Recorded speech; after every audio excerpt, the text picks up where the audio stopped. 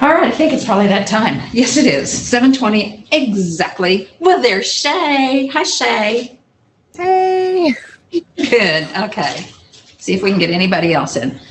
All right. So I'm not going over the Oz discussion board this week. I think we have our hands full with what we talk about with the proposals. But I wanted to go over some things that I pretty commonly find across the board with undergraduate and graduate materials. Now, first, when I say meticulous, works cited or bibliography, I really want you to make it right. Don't guess, don't flip a coin, say, do I italicize this? Do I put this in quotation marks? What do I do with that period? Look it up. Purdue OWL is available for you. I prefer that you use the 8th edition on Purdue OWL and then use 7th edition for a backup on basic questions. So usually it has to do, you can refer to MLA 7, which should be available to you for like formatting questions in terms of in-text citations and how to punctuate those in-text citations and so on. But I'm going to give you some things that you might be surprised about, but I've typed these things so many times, so I'm creating a PowerPoint slowly but surely that covers everything that I can present to every one of my classes. Now, so it's not complete because I still have a lot of things to add. So this is a book. It's called The Man-Eating Myth. Anthropology and Anthropophagy.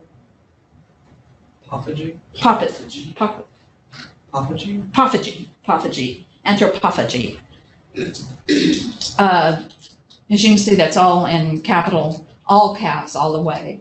But you wouldn't put it in all caps in your works, in your works cited or bibliography. Instead, you would use initial caps. And you would also, for the author's name, you would also include, don't use just an initial, find out the author's name. So include the full title of text, that's everything that comes after the colon. And there you have the example. Use initial caps, even if it's in all caps, and you're going to encounter that quite frequently.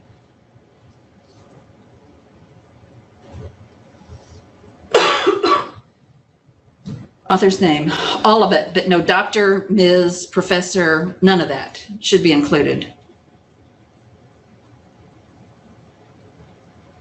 University presses, you might be surprised to find out about this.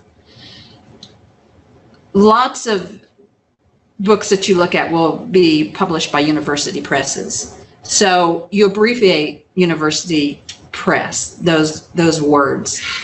And you do it with a U and a P. So Oxford University Press becomes Oxford UP. University Press of Mississippi becomes UP of Mississippi. The University of North Carolina Press becomes U of North Carolina P. Now, if it's not a university press and the press accompanies the, like if it were Norwich Press, if it's not a university press, you don't abbreviate the press, you would type it all out. But you leave things off like Inc., Corp., Publishing, those kinds of things. Edited texts, you're going to find out a lot about those. So here we have, I pulled up a document, a book by Angela Hubler called Little Red Readings, which is historical materialist perspectives on something, children's literature, I think. So they're Marxist, basically, except, oh, hi, Jennifer. We can actually see you today. Yeah, I went through the web browser instead of the app through my computer, and I think this is working better. Okay, excellent. Excellent. Where was I? Okay, so what was I saying? Yeah, it's a Marxist. People who, lay people don't like to see us studying, using Marxist perspectives on children's literature. It's kind of, what's the word I want? Kind of profane for some. And so we get around it a little bit. But if you have an edited collection, which is an anthology or a collection of essays, if you're referring to the entire text, then you would do it this way. You would list the editors' names with a comma, editors, and then go from there. If you were working with an individual chapter written by a contributor, then you would put the last name, first name, title of essay, title of collection, edited by, publisher, year, page, range of entry. So here we have Harris, Muriel, Talk to Me, Engaging Reluctant Writers, A Tutor's Guide, Helping Writers One-to-One. So that's the title of the actual text, edited by Ben Raffoth, Heinemann, 2000, and then the pages. And this one's another edited collection. If you encounter a monograph and you're drawing from the introduction or the preface, you don't have to indicate in your bibliography that it's the introduction or preface and identify the page numbers. You don't have to, because it's all one author. If you refer to the introduction in an edited collection, then yes, you do. You have to identify it as introduction, who's written it, and the range of page numbers.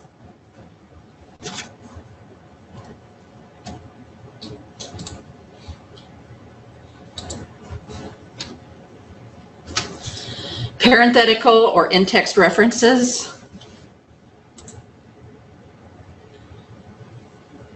Here's your basic in-text citation. Remember that if the author is mentioned in the sentence or it's very clear who the author is, you don't have to put that author's name in the parenthetical reference. If it's not mentioned or it's not clear, you might be talking about multiple texts by multiple authors, and it becomes confusing as to what text you're talking about and quoting from. You would put the author's name, no comma, and then 263 at the page number. This is did we talk about indirect sources already once?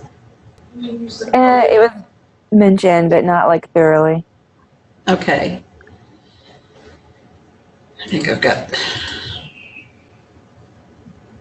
First off, punctuating double quotations, and I need to.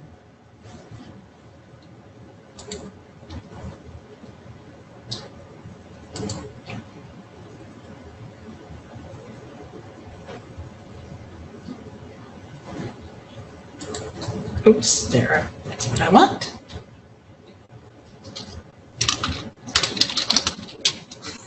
Let's make it as small as possible.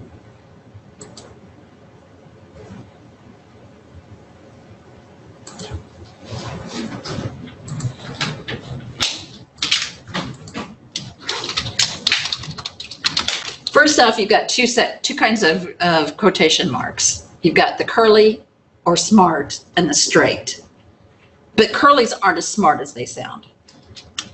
So a curly or smart quotation mark is that. It's the one that figures out that this is at the beginning, and then when you do it at the end, it closes it to make it like that. If you do a straight, and what should I do to get straight? I click on this back button, and it automatically straightens it out.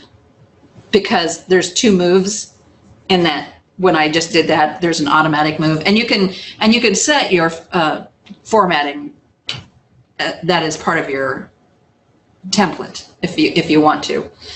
I like the looks of the curlies or straights a lot more, but they're complicated. So for instance, if you're doing a quotation within a quotation, see what happens there. It gets wonky on you. So what you have to do is you do that, and then you do a space, and you do that, and then you take away that space so that you have your double quotation marks. Now, it works just fine on that one, on that part. Unless it's followed by an in-text citation, you put punctuation within, periods and commas, within the quotation marks. Don't let them straggle outside. That bothers me. It's untidy, and I am not a tidy person. So if you did that, I don't know. If it, for some reason, had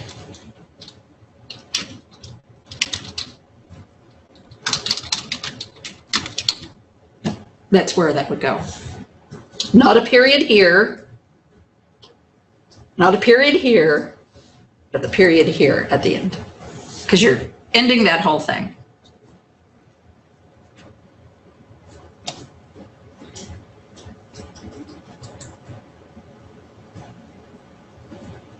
Isn't this fun? So here's a quote within a quotation mark. And what I'm doing here is I'm quoting somebody who is quoting who somebody is quoting. So by the time it's gotten to me, it's 3 layers deep.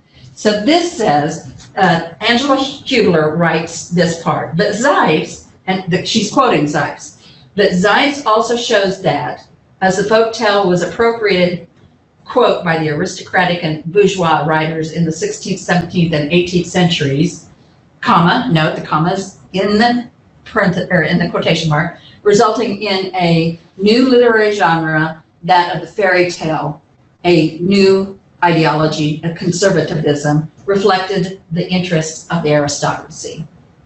So now I want to quote that whole thing. So I go, here's me quoting Hubler, quoting Zeitz. So quoting Jack Zeitz, that tells you that this is going to be a quote within a quote. Angela Hubler explains the transformation of the folktale to one of the upper class as the folktale, and so that's a regular quotation mark. And the only time you use single quotation marks, well, you just don't, except for if you're using it with a double. As the folktale was appropriated, and here we go to single, by the aristocratic and bourgeois writers in the 16th, 17th, and 18th centuries. And that's the end of that quote here with all of it. And this is me talking. The new versions evidenced and there's your quote within quote, period. I know, it's a blast. Contain yourselves. Is that making sense to everybody? Good. Ellipses. Don't put ellipses at the beginning of a sentence because it's generally clear, because you're using lowercase, that something has come before it, that you pulled it out of something. So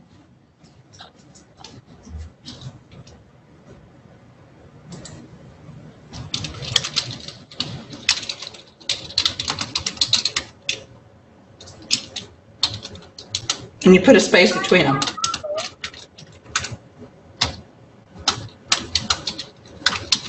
No, that's not right. You wouldn't do this because this is lowercase, and it tells you, and plus it's pretty obvious from the sentence. So you remove that.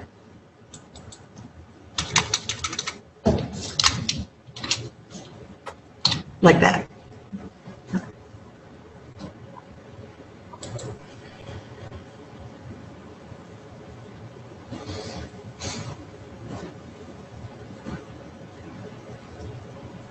I'm going to come back to the works cited because I'm going to use something different. I'm going to, because this is 7th edition and it's got all the stuff that you don't need to use with 8th edition. So I'm going to go to Purdue Owl.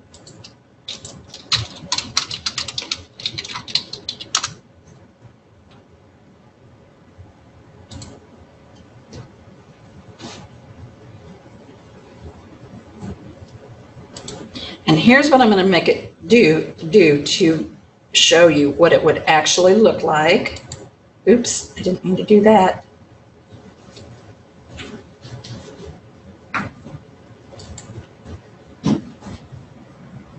Uh-oh.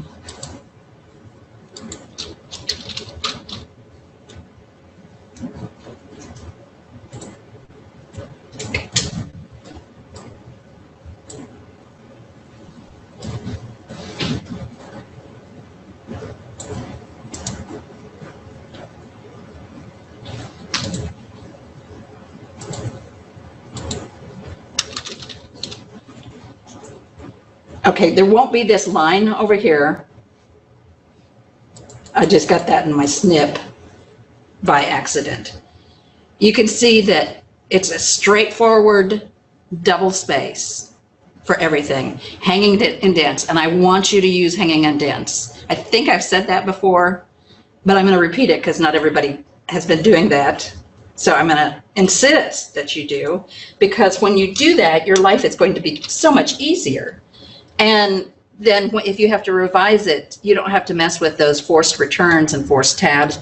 So you would type, in this case, now let's do something different.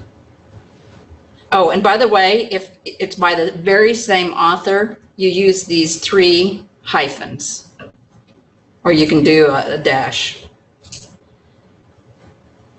So we have Nord, but it has to be the exact name. For instance, something I've written, they forgot to put my middle name in it. I write under Susan Louise Stewart, and one article has me as Susan Stewart. And so if those 2 were in a works cited, because the names are slightly different, you'd have to use both of them instead of using the hyphen. Nordhaus William D. after Kyoto alternative mechanisms, and so forth. So that, and then I'll do this one.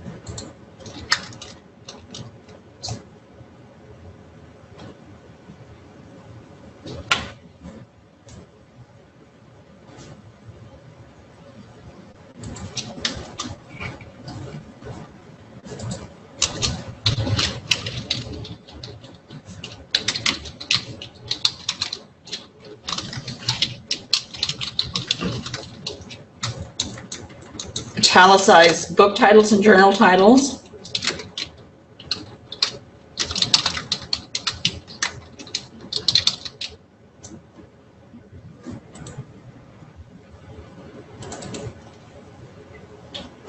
Now let's see. First off, this is how you know. You go under paragraph and you look to see, this should be, both of these should be set at 0.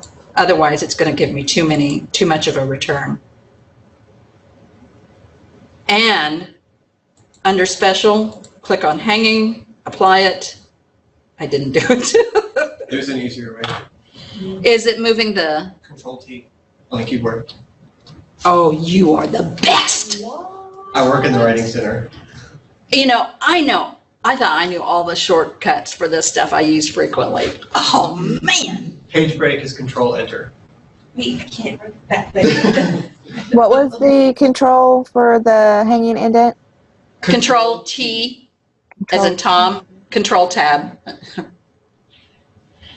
All right, and so what happens here is you can alphabetize automatically when you have it set up like this. You ready? Everybody ready? Ready? Dude, that's really nice.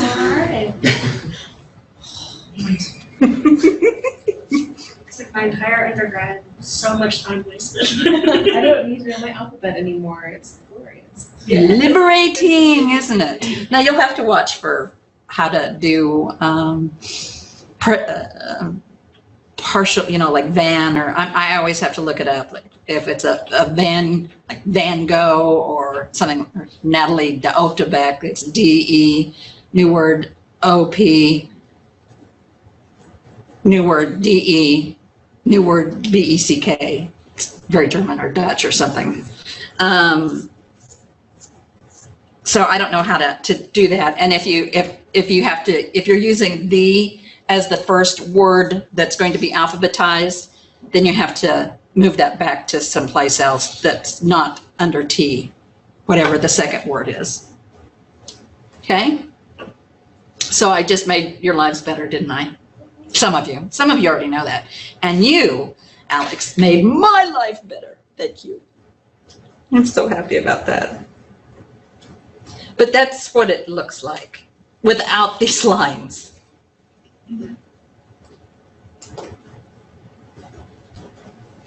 And don't mix 7th and 8th. It's not a coin flip, one or the other. All right.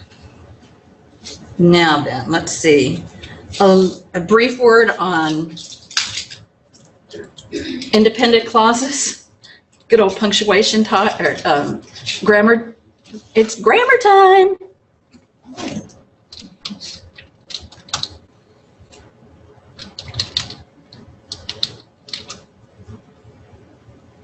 There we go.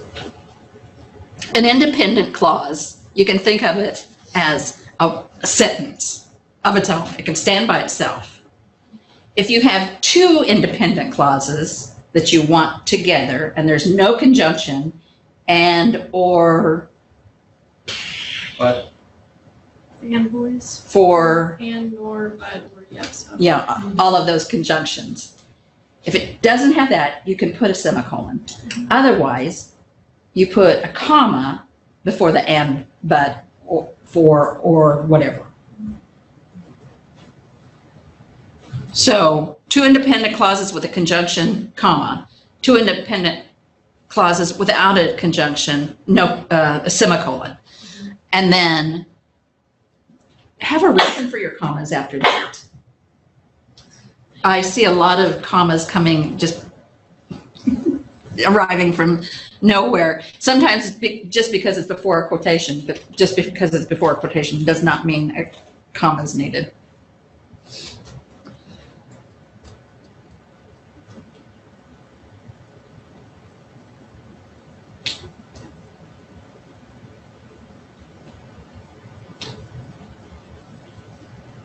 Yeah. And if you have a however, therefore, what else would there be? You get a semicolon between the independent clauses. If you have a however in just regular in a sentence, for instance, see, he thought, comma, however, comma, you wouldn't need a semicolon, it'd just be commas. Anything you want to know especially about that you have trouble with? Just teaching my high schoolers this the other day. Do what? I was just teaching my high schoolers this the other day. I'm a private tutor and I have taught this exact lesson 4 times this week. You better get it right then. Yeah. I think the majority of the population does not know how to properly use a semicolon. Or comma. They just, I see commas just pop up. It's like somebody sprinkled them in. Yeah, there's just too many in the world. What else?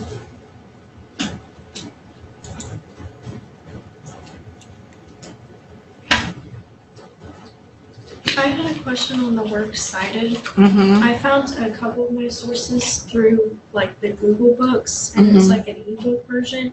So when I'm citing that on my works cited, do I need to say that I've accessed it through like Google Books and it's an ebook? Yes. Let me show you how to do that. And that is one of those things that you'd go to the 7th edition to look at. I think I had the same scenario and I stumbled on an exact example of a book cited from Google Books on that OWL produced MLA page. It's out there somewhere.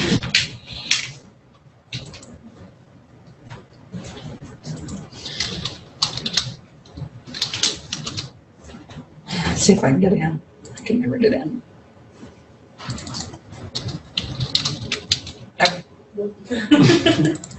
It got big.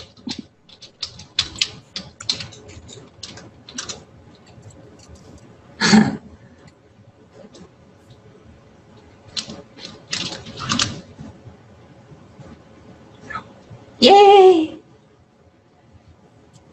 What? All right.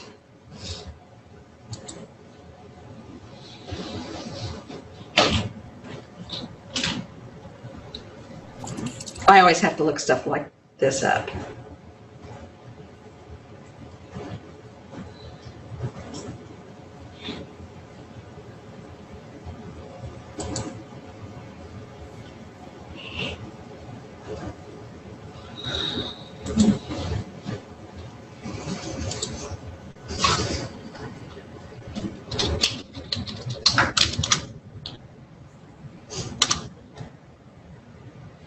Oh, it is 2 in there.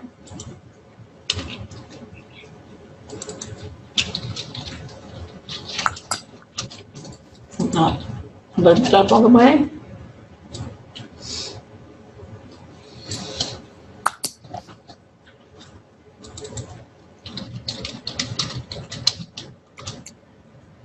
Oh, wait, it's 2. I know for a fact it's there.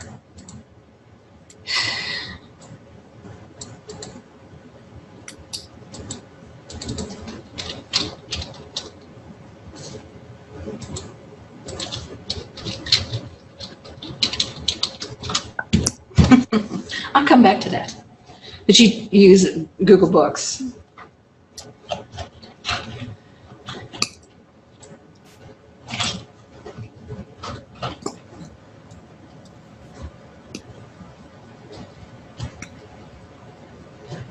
It's going to be here.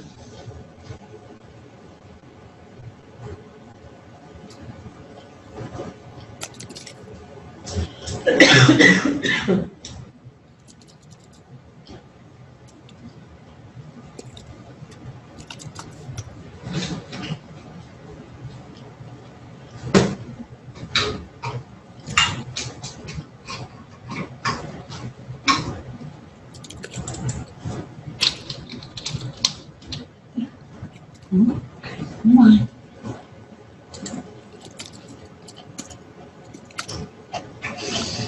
I'm getting there.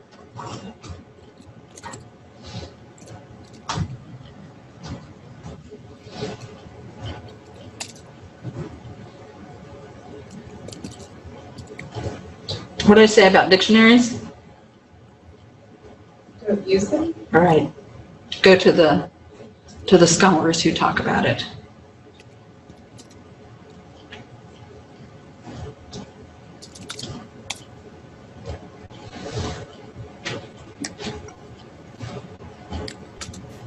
How are you getting along, by the way, on Wicked? Pretty getting, aren't you glad you had 2 weeks for it?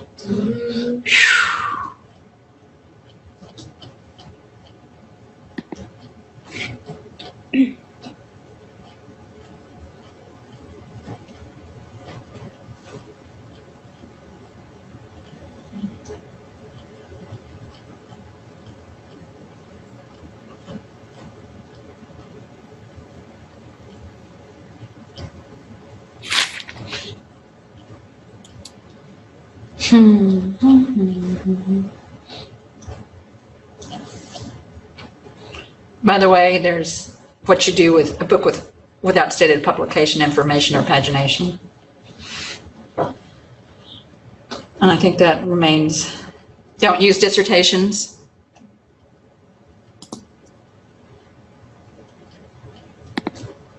I think it's coming up now. Soon.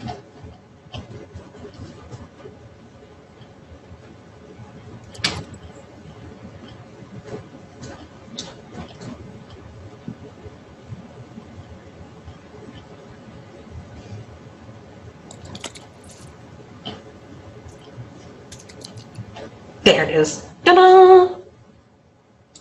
See, I knew. There's one. There's Google Book Search.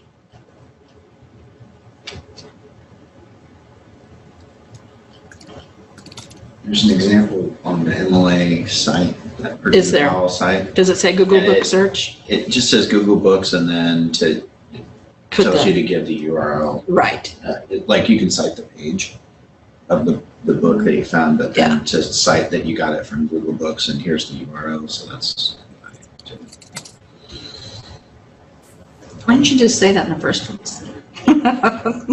Kidding. All right, so questions about some of these things? I really want you to pay attention to it. Graduate students have more responsibility to be precise and meticulous. Get used to it. Because when you take 595, and if I'm teaching it, I'm a taskmaster. Because it shows. That's the research. That's the final project. So you've got 2 years of coursework behind you saying that you know how to do this stuff. And if I should have to go along and say, you used a book review? You're a grown-up. You don't use book reviews. You use the book that's being reviewed. All right. So let's talk about proposals. I think I've returned all of your proposals. So Kirsty, tell us about your proposal. Well, disappointed in mine.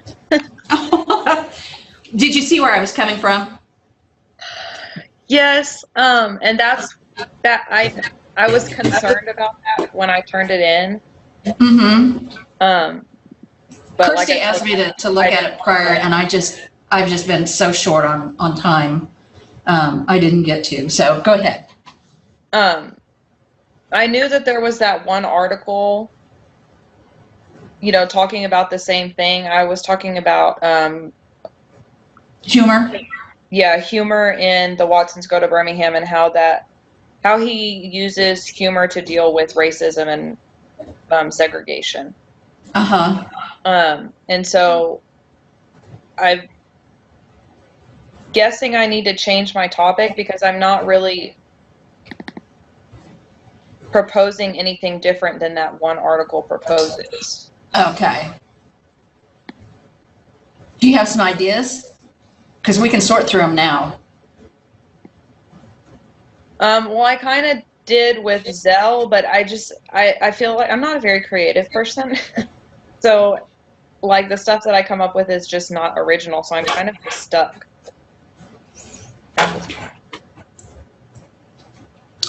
Would you like to talk about mothering in Zell? Yeah, that's kind of the route I was going, and I know I've kind of overwhelmed you with emails. But yeah, I was talking about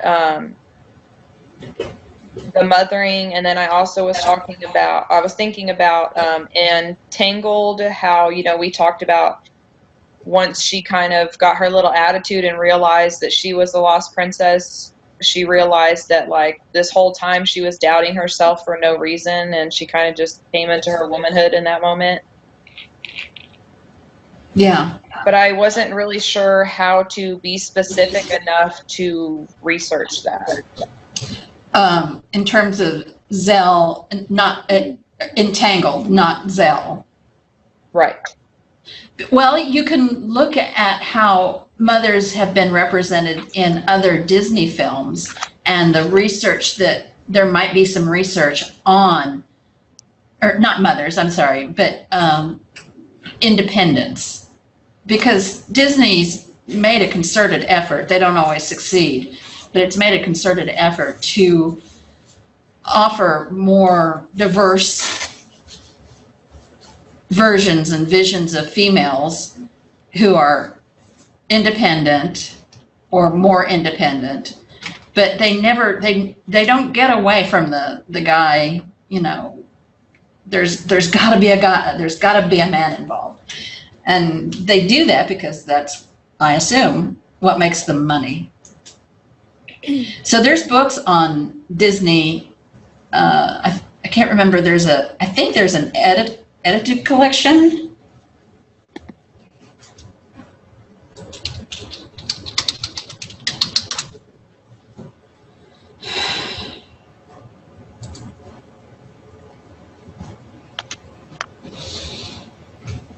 Where is it?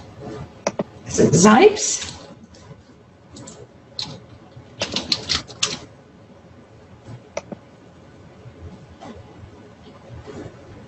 From Mouse to Mermaid.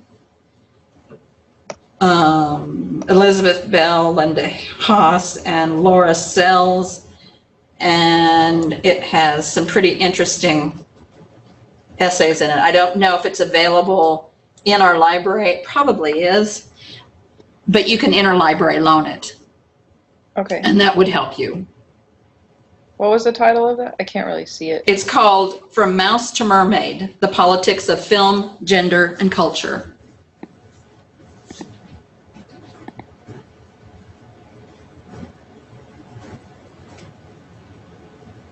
And that might give you some ideas, because this was published before Tangled came out.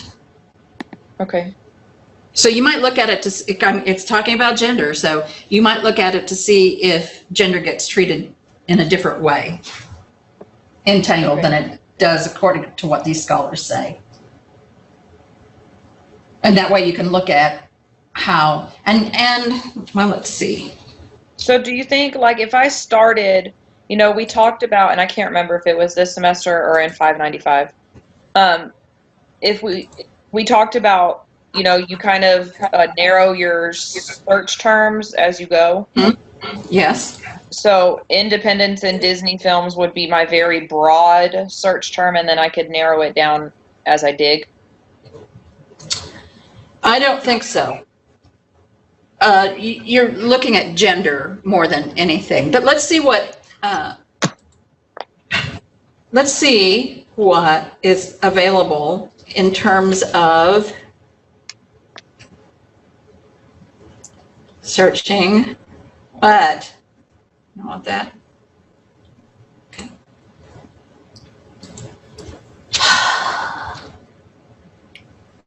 I guess that's where I'm struggling, like what to search. This was kind of what I was getting at last week too. I didn't really know where to start, what to search for, so that was part of my challenge too. I did poke around though, a couple of databases.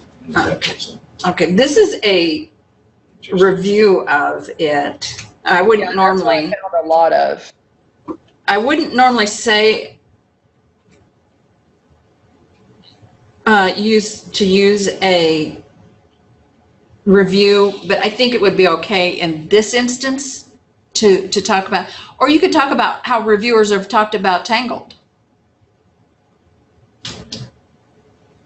I don't know, there are others out there. So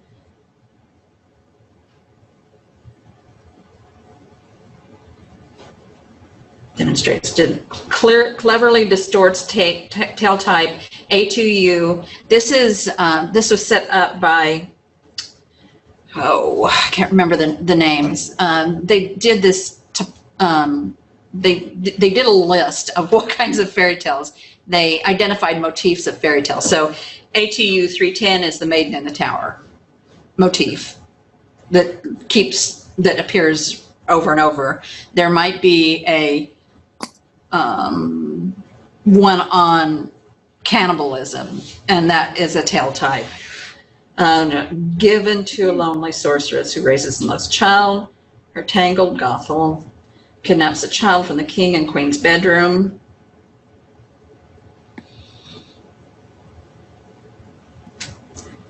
The film concludes with false parent exposed and defeated, and the kingdom's order reestablished by a biological family reunion and Rapunzel and Flynn's implied wedding.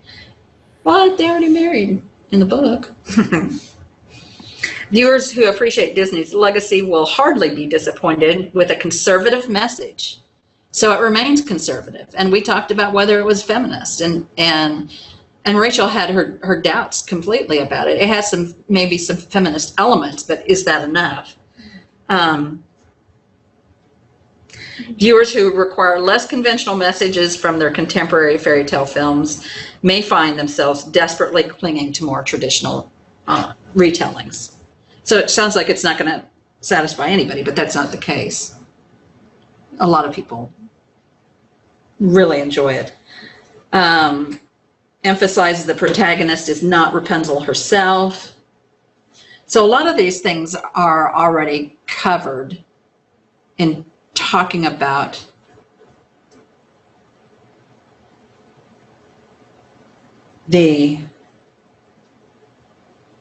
about gender.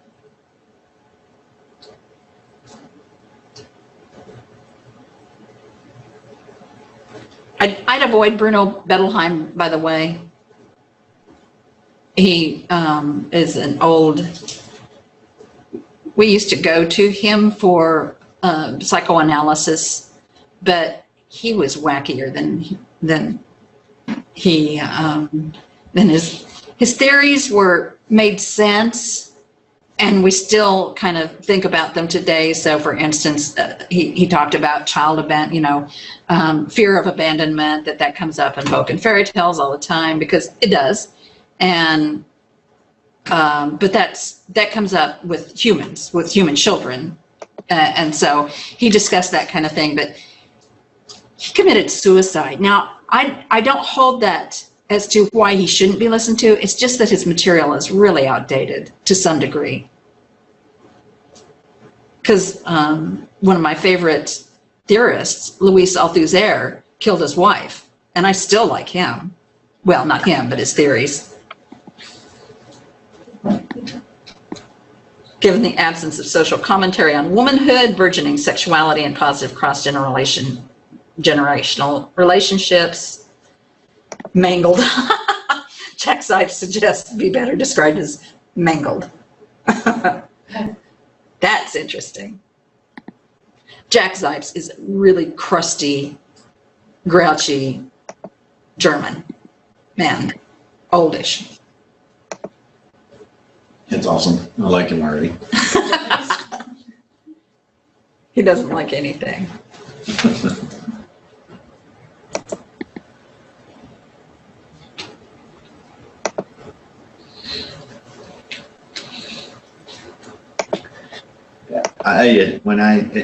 Just throwing out ideas, I mean, as far as if it's any help to you, Kirsty, I mean, that was one of the thoughts that I had, which I kind of discarded just because I personally didn't want to go that way, was to analyze motherhood in Zell and compare it to some of the, not just the original fairy tale, but to try to mix in maybe even one of the other books that we had read in some way. I mean, you need to come up with some kind of driving vein idea behind your paper. Yeah, you have to have your foundational. But there's a book that Karen Coates and Lisa Frostino edited, and it's about mothers and motherhood in children's and adolescent and young adult literature.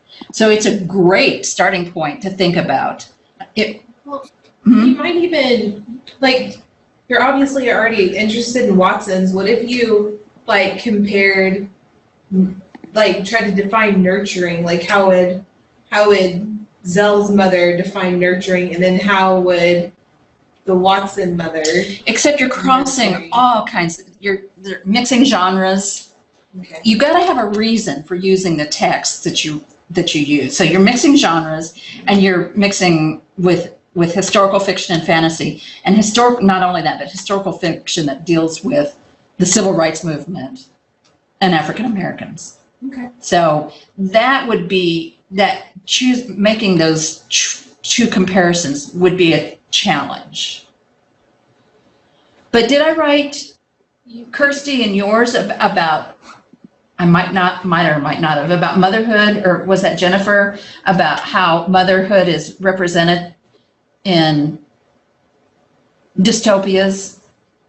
It wasn't For in instance, Jennifer, was that you? I don't think he used that phrasing. You did mention the Parenting. things like that. Yeah. Parenting. So mine was not specific to motherhood. I was looking at parental fidelity throughout children's literature, and so yeah. I don't know if you want me to talk about mine, or you just wanted me to answer that question. Okay. Kirsty, I keep going back to Zell the novel because of the various mothers depicted in that, from the goose to the mother who's forced to give up her child basically in exchange for her obsession, the witch, Conrad's mother, and then what kind of mother will Zell be? Because what of her? She doesn't have much to fall back on. She doesn't, and she's been kept in a tower all that time. She's got a couple screws loose. Yeah, I think she's repaired. I think those screws have been taken care of. I think they've been placed, returned. Frankly, I think you could argue that Mother in Zell was actually a good mother. That'd be an I was interesting. thinking about that too, because in like when you, somebody said nurturing, my mind is like right now. But about like in her own twisted way, she did love Zell, and that she was mothering her. She was just trying to keep her safe in her own weird way. And at the end of the book, Zell reflects back on her fondly, right? Yes. Here's the text: books in children's and young adult literature from the 18th century to post-feminism. And let's see what his.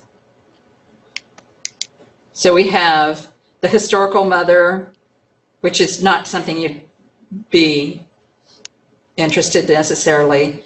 Women who sent their children away, probably not. That was from Germany, from World War II, and how mothers had to send, not Germany, but in England, how they had to send their kids away from the bombing in London. And how that, man, can you imagine that? Putting your kid on a train, going to foster care, basically, that you've never met the individual, don't know what they're going to be like, the people that are going to be parenting. It's stunning. Anyway, minority mama, rejecting a mainstream mothering model, cultural historical activity theory, mothering while black. So this one identifies how it is so very different for a black mother to have to mother. And why would I say that? Any ideas? What are the challenges that a black mother? They have to teach their children to face very different things in society. Exactly. Exactly. So mothering assumes a very different dimension for mothers of color, and which is pretty interesting. And so if you're interested in that, Kirsty, in talking about the mother, there's a couple of chapters in here that discuss this. If you went the route of that, following mothering, like for the black woman, Justice and Her Brothers would be a really good text to reference as well if you needed more things besides just Watson. Except it's it's that different genre, and you'd have to figure out a reason to connect them. Justice? Yeah, it's science fiction. Oh yeah, I guess so. I was just thinking about the black mothers in it too. Mm-hmm. It's very different genre, so it probably puts different requirements, and there are different things mothers can do in reality and science fiction, I would guess. A daughter's sacrifice, the good enough mother, that's the very interesting. The good enough mother is the mother depicted in children's and adolescent literature, wherein she has an actual personality, thinks of herself on occasion, has a sexual life, she goes out and does things for herself, and that her child, she is not the all-consuming point of her life. That is the good mother. The good mother, children consume her, basically. She has no life of her own, no personality to speak of, except everything is for the children. And so you get that's kind of like Zell's mother. She would be the good mother. We have to wonder if then what kind of mother Zelle's going to be.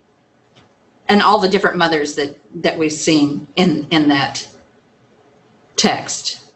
So this is a pretty good text to use.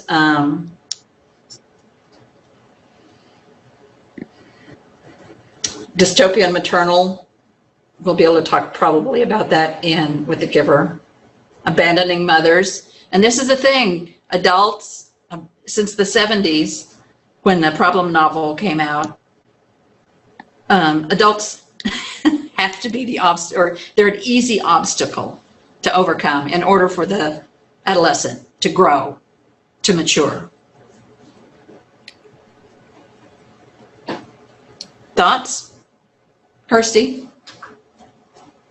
I'm definitely thinking of going that route. Talking about, like we said, the different moms in Zell and what kind of mom they are and how that is going to affect the mother that she is to the twins. Okay, and be sure to look at the works cited on these texts, or on these chapters, because they'll provide you with information too. And Chodorow is going to be mentioned, as is Carol Gilligan. And those are old texts, but Nancy Chodorow. They're old texts, but they're foundational and kind of set the whole thing in motion, talking about the sociological nature of mothers and mothering and motherhood.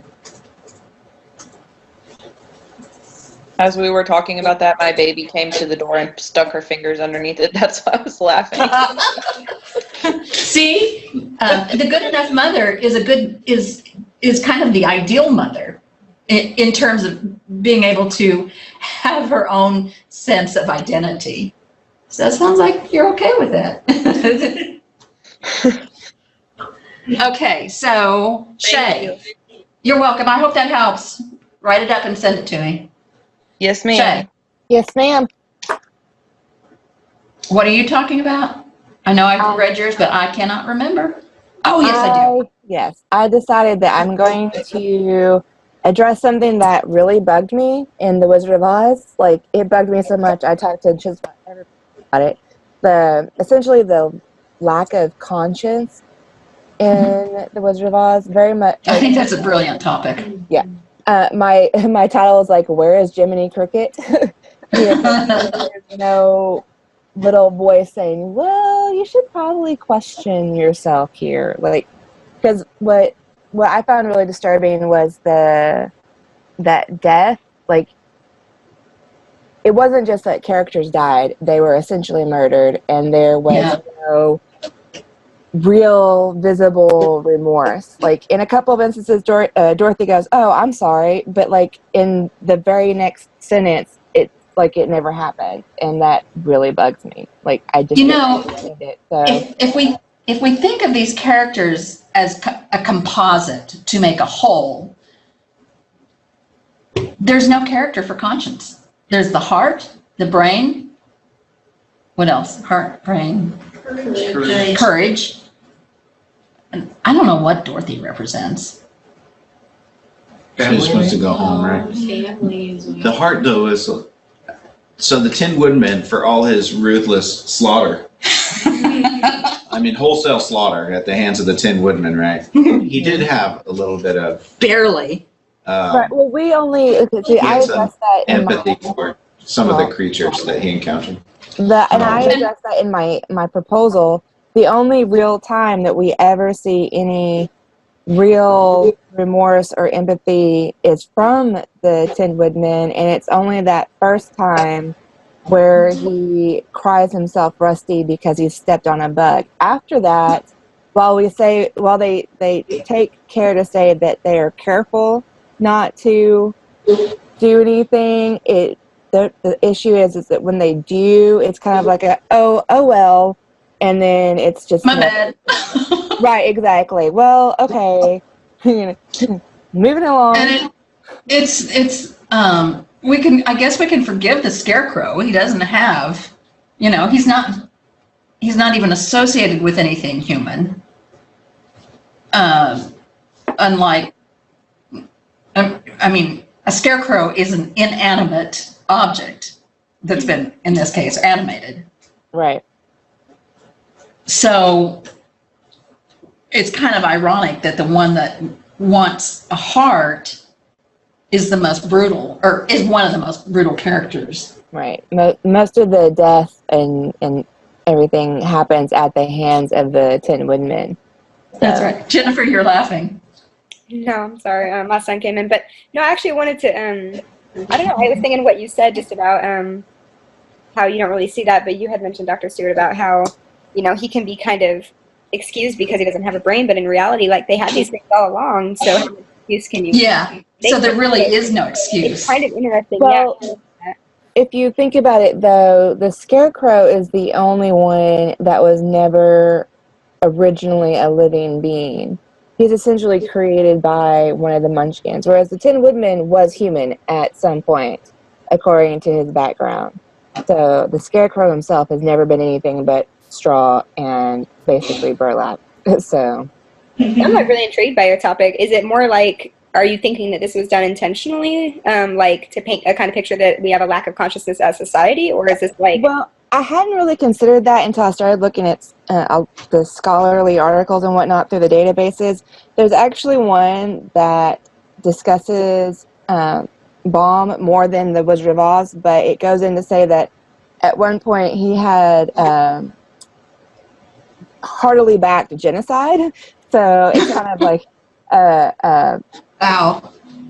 so I'm like, okay, well, that's kind of interesting. So maybe he intended it, or maybe It's subconscious. Exactly. Yeah, It that's kind what of I'm wondering, subconsciously was slipped it- in. You can also definitely analyze, like, everything the characters do, they are willing to do if it's for their own benefit. Just like the whole thing's set up that way. Even so, like, he kills the ant, he feels bad about it, but the ant's death had no direct impact on him. Whereas any other time he kills something, it's either like for his benefit, or they're willing to go kill the Wicked Witch West just to get what they want. Yeah. Dorothy even says to him, like, "Why do you want me to kill her?" Exactly. It's like, well, she's wicked, and that's enough for her. Mm-hmm. Yeah, and I had mentioned the instances where a lot of the death was in self-defense, but what really, I don't want to say triggered, because that's kind of, but triggered me was the fact that, honestly, it's like they didn't even care. Like these, I think what really affected me was the Scarecrow twisting the neck and just like, okay, whatever, like just the visual images just kind of scared me a little bit. And I'm like, I don't think my kids need to read this book. Well, and I do need to address that. I know it's going to be tempting to talk about what readers think and do and how they react. Don't. Yeah, I saw that comment. Yeah, you can't possibly know, because you don't know what age the reader is. You don't know the background of the reader. Readers are notoriously Reading above their level. malleable or changeable. It's just impossible to figure that out. Okay. So we're actually, but here's the irony. We're always implicitly talking about the readers. We just don't name them. Now, there are some scholars who do that, but I don't want y'all to do that, because you can't do it with the kinds of in a semester, because if you want to talk about actual kids, then you'd have to do an IRB study. You don't want to do that. It's a large pain for subjects, getting permission to talk to subjects, especially minors. So, yeah, just be careful. So, skip the reader. Okay. Mm-hmm. I read an article about Baum, though. I think you might, if you're going to cite that article that you read that said that Baum was heartily behind genocide, I think he wrote a lot, tongue-in-cheek. Was he like Swift? And so sometimes I think you may be referring to that. I think he had written a lot about Native American at the time, and Native American Indians, and what was going on in his time. And I think that there are different interpretations of what he really meant, and his. Like Swift in The Modest Proposal. He wasn't really advocating that that Right. Irish should eat their Right, he was children. like, well, why don't we just go slaughter them all, right? And he didn't really mean that we should go slaughter them all, but meant it kind of to come off as, isn't this a ludicrous notion, right? Yeah. Interesting. Yeah, because Swift really didn't think that. He wrote a lot of editorials, so I think there's a lot of things that Baum wrote himself that's out there that you could use as But you know, source. even at that, even identifying an author's intent is just risky because you can't ask the dead ones, and if you ask the live ones, who knows what they'll say, Exactly. or who knows what they know, you know? Or did they even remember writing that? Exactly. I don't remember that. I don't even remember that chapter. Yeah, so there's that part. All right, Jennifer, Yes, ma'am. got some ideas? Yeah, so yeah. So I was, like I said, I was going to talk about just sort of the fidelity in parenting and this idea of omitting parents altogether. And I know in your response you sort of talked to me about how parents are kind of used as obstacles. So I was really intrigued by that because there's like this irony there that while they're removed, they're just replaced with other parenting figures, you know, like. Oh, that's excellent. Yeah, so the aunt and That's uncle, excellent. so it's like you're going to remove it only to replace it, and what effect is that having on the protagonist? And so I think kind of after like reading your feedback and things like that, I think. And the choices that they make for those replacements. Roberta Trite in Waking Sleeping Beauty talks about parentis logos, not locos, but logos in parentis. So logos in parentis with a C is where it's a legal term where somebody else stands in as a parent. Right. She talks about logos, which with a G, which means words, that words sometimes actually stand in as parents, so that, or the written word, so that in this creepy book called Daddy Longlegs by Gene Webster, which was written, I don't know when it was written, but Does it turn into a musical? oh God. If it's the one I'm thinking about, it's so weird. It probably is. The female protagonist is in a orphanage, I think. Yeah, she's in an orphanage, and she wants eventually to have somebody take care of her, but she's oldish. So I can't remember. It's been so long, and I blocked out a great deal of it because it is so creepy. Anyway, she strikes up a letter exchange with Daddy Longlegs. Yes, they did make this into a musical Oh, with God. Fred Astaire. Oh my Fred God! Astaire plays Daddy Longlegs, and I think I want to say Ginger Rogers plays. Probably. So these letters serve as a substitute for a parent in this instance. But like I said, it's really creepy because they end up getting married. But he's rich, but so who cares?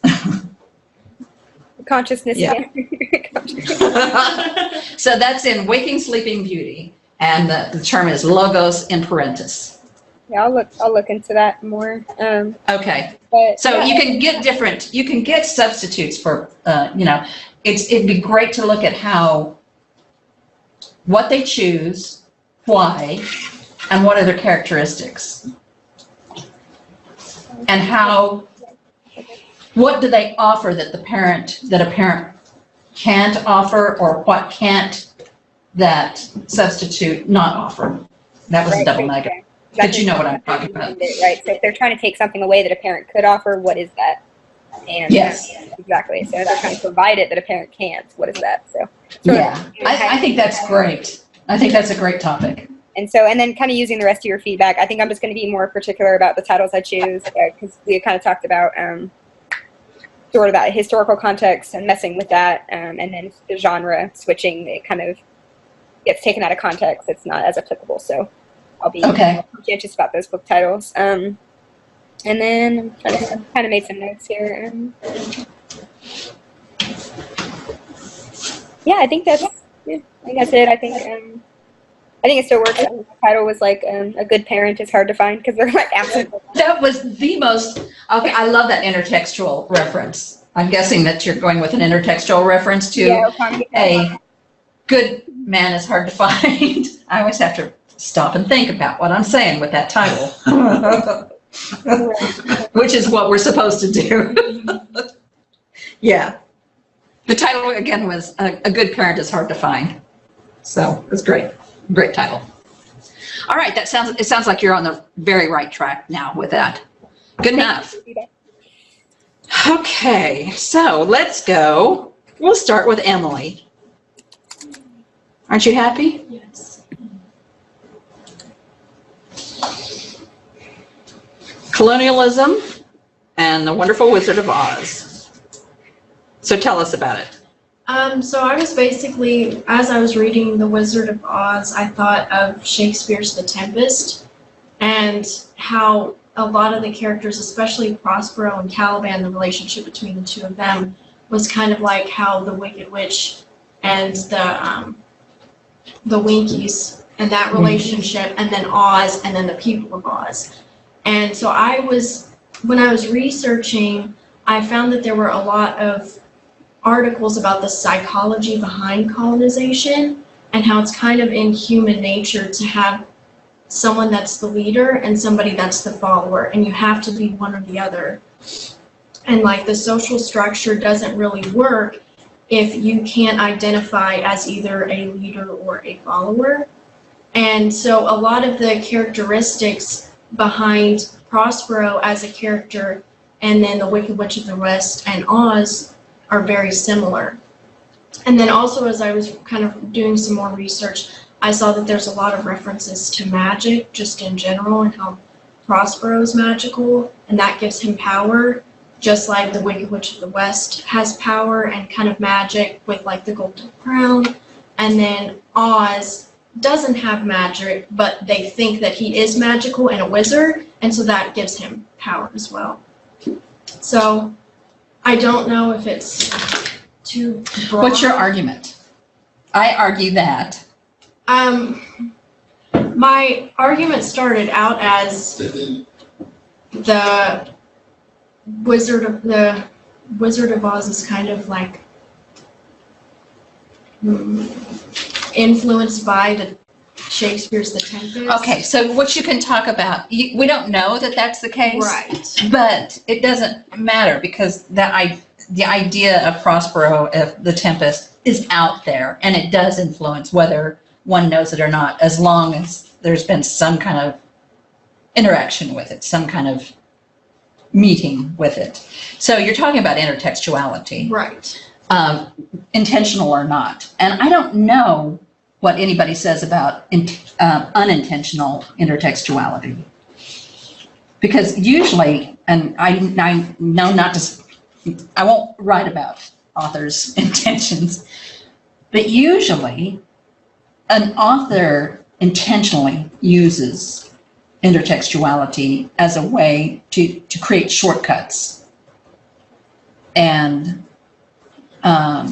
so that when that one text is mentioned, it brings with it carries an enormous burden. It carries with it all that was in, for instance, The Tempest, if Baum knew it well, especially. So some kind of mention of it or allusion to it, it brings all of The Tempest with it to a reader who knows The Tempest, especially. So you know The Tempest, and you can see what it's done. It's brought itself in and embedded itself in The Wizard of Oz.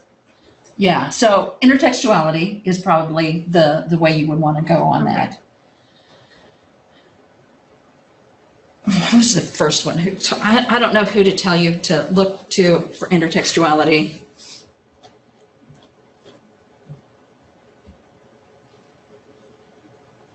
So is the colonialism and imperialism going to have anything to do with it? Well, see, and that's what I didn't know, if my argument should be just strictly intertextuality, or if I should include what actually makes a leader and the psychology behind colonization. It seemed like two really different topics. Right, so I didn't know if that would take it in another direction. It would. I didn't want to go. Which one do you want to talk about? I'd like to talk about the intertextuality, but I didn't know if I could expand it enough for the final paper. I think you can.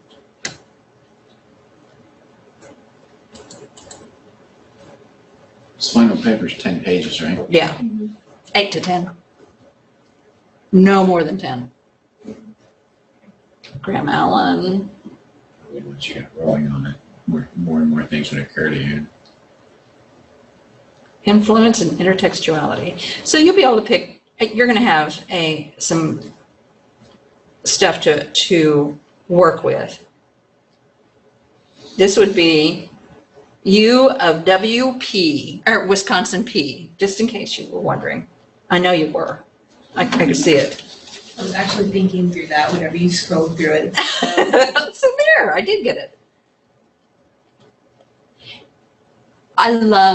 There's one thing I love about my profession is that I catch so many intertextual references that most people don't. You do, but most people just don't get them.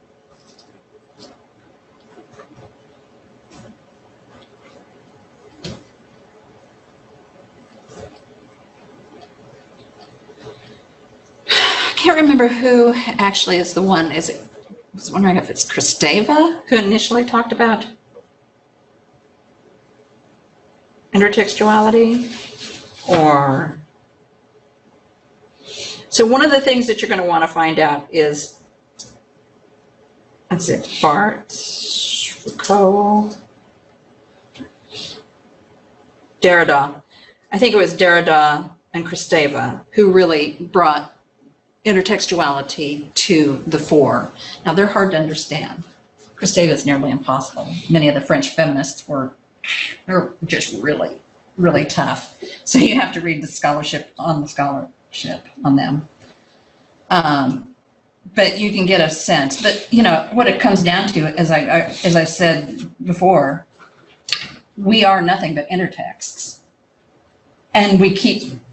Every class that you go to, every book that you read, every song that you listen to changes our intertext. Pretty fascinating when you start thinking about it. And we don't think about it. That's the cool thing.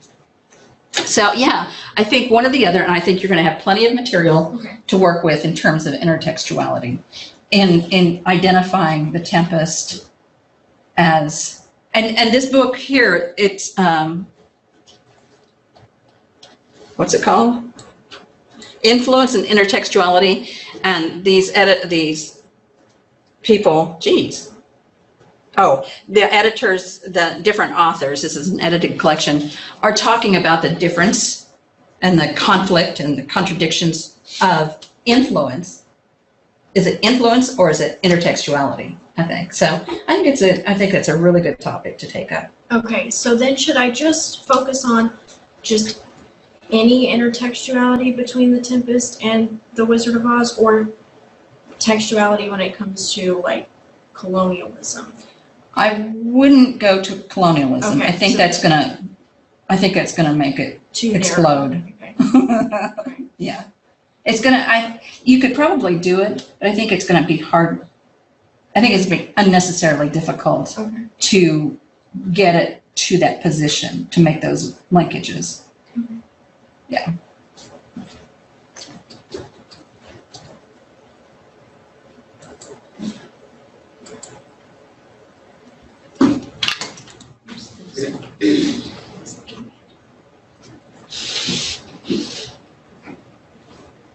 Umberto, what you writing about? So what I decided to do was look at fan fiction as an adaptation. A lot of it a lot of the articles that I have, especially for the proposal, were more about like the history behind fan fiction and kind of the terminology used within the community. I'm not really sure where to go from there, honestly. You don't know what your argument is. Correct. And also, I think after reading Wicked, I think I'm gonna focus on Wicked because I didn't really have a novel I didn't choose a novel in the beginning because I didn't really know how to go because I was a little confused. I confused myself where I thought, I'd choose a novel and then look at the fan fiction from that novel. And I'm not sure if I'd be able to would I be able to look at that? Or If it's available for you. Are you talking about being able to write about it yes. and ethically? Or just write about it? Just write about it because I've actually looked to see if there is fan fiction about within the novels that we've read. And There's got to be on Wizard of Oz. Oh, yeah. yeah. There's fan fiction yeah, on everything. yeah. There's fan fiction about exactly everything. Yeah, I mean, you could talk about fan fiction in Wizard of Oz because it's such a classic. If you know how to, does anybody know how to access that fan fiction? That's one of the main sites. Oh, okay. Fiction. Okay, It's so, fanfiction.net and archive of our own. okay. I've also done a paper. Yeah, so you could pick out a series of rewritings of Wizard through fan fiction This much. and discuss those and talk about your theoretical framework would be discussion of fan fiction, what it is, what it accomplishes. I don't know because I haven't ever read fan fiction. I've written some fan fiction, but I even sent it to the author and he thought it was funny. It was on Craig Johnson. He writes. Oh, the Longmire series. It's exactly what I did. So great. I know. He is so good. Yes. So I did some fan fiction on him because I had a crush on Walt for the longest time. I got over it. Yes. But I sent it to Craig Johnson and we had a brief conversation about it. I have a cool story about him, just totally not related. Just real quick. Craig Johnson, there was a friend of ours. It's kind of sad, but it's kind of a cool story. It gives you some character about him. But there was a friend of ours who he was passing away from cancer. He was very sick, and he was basically on his deathbed. And he had all his things squared away. He was in a very good frame of mind about it. And he said, "You know what? I've got my kids squared away. I've got everything squared away. I know everybody's taken care of. But I don't know what happens in the next Longmire book."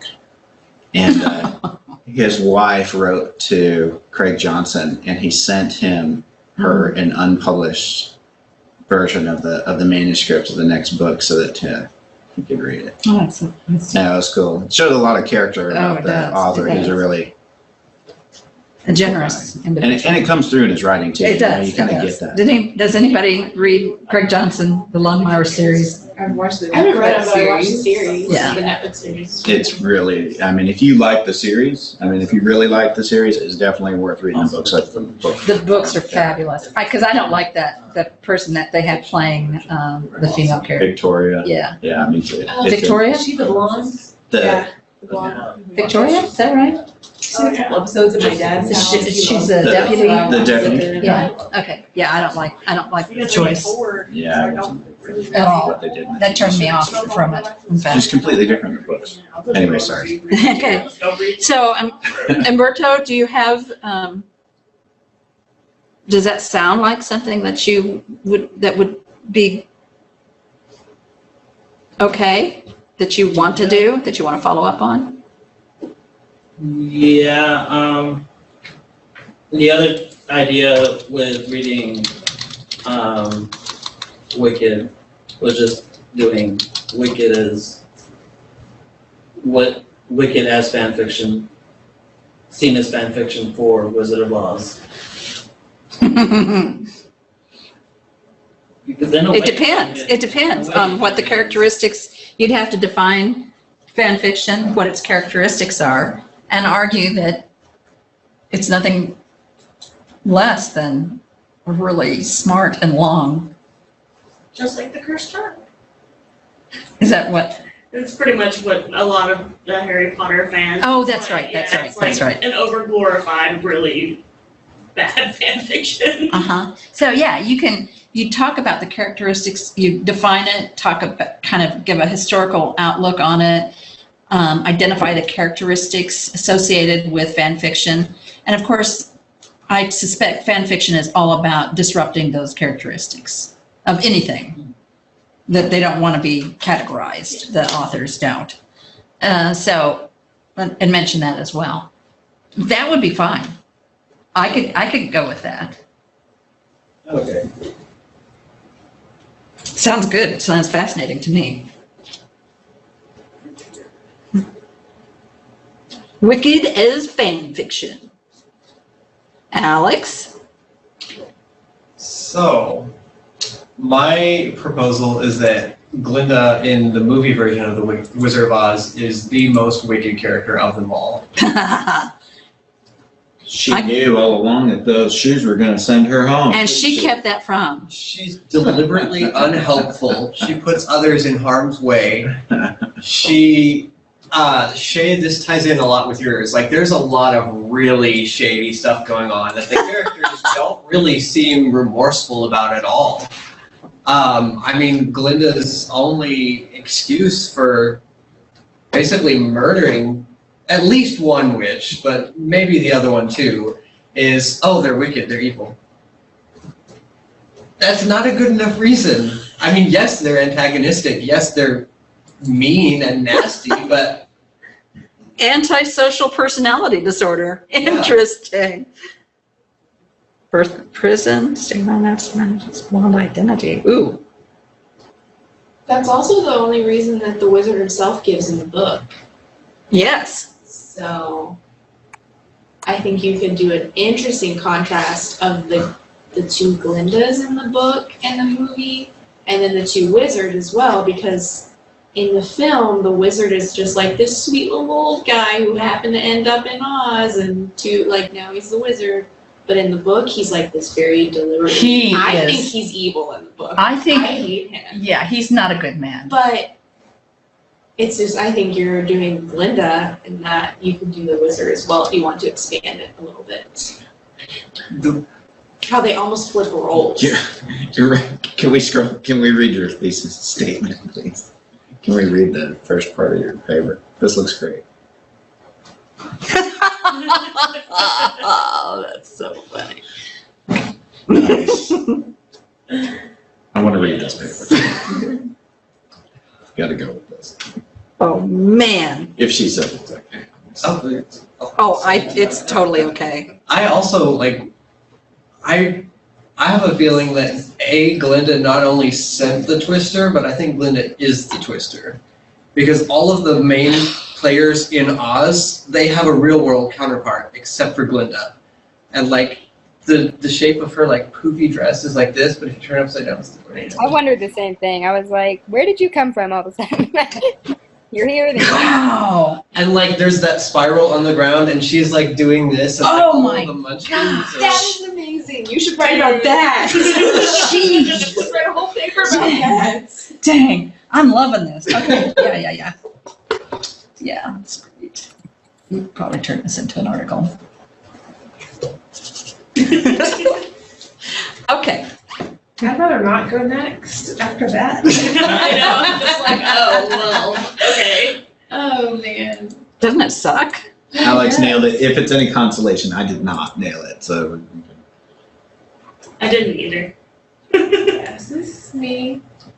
I too am writing about the Wizard of Oz. Apparently, the Wizard of Oz. Now we've talked about this. I'm good with it.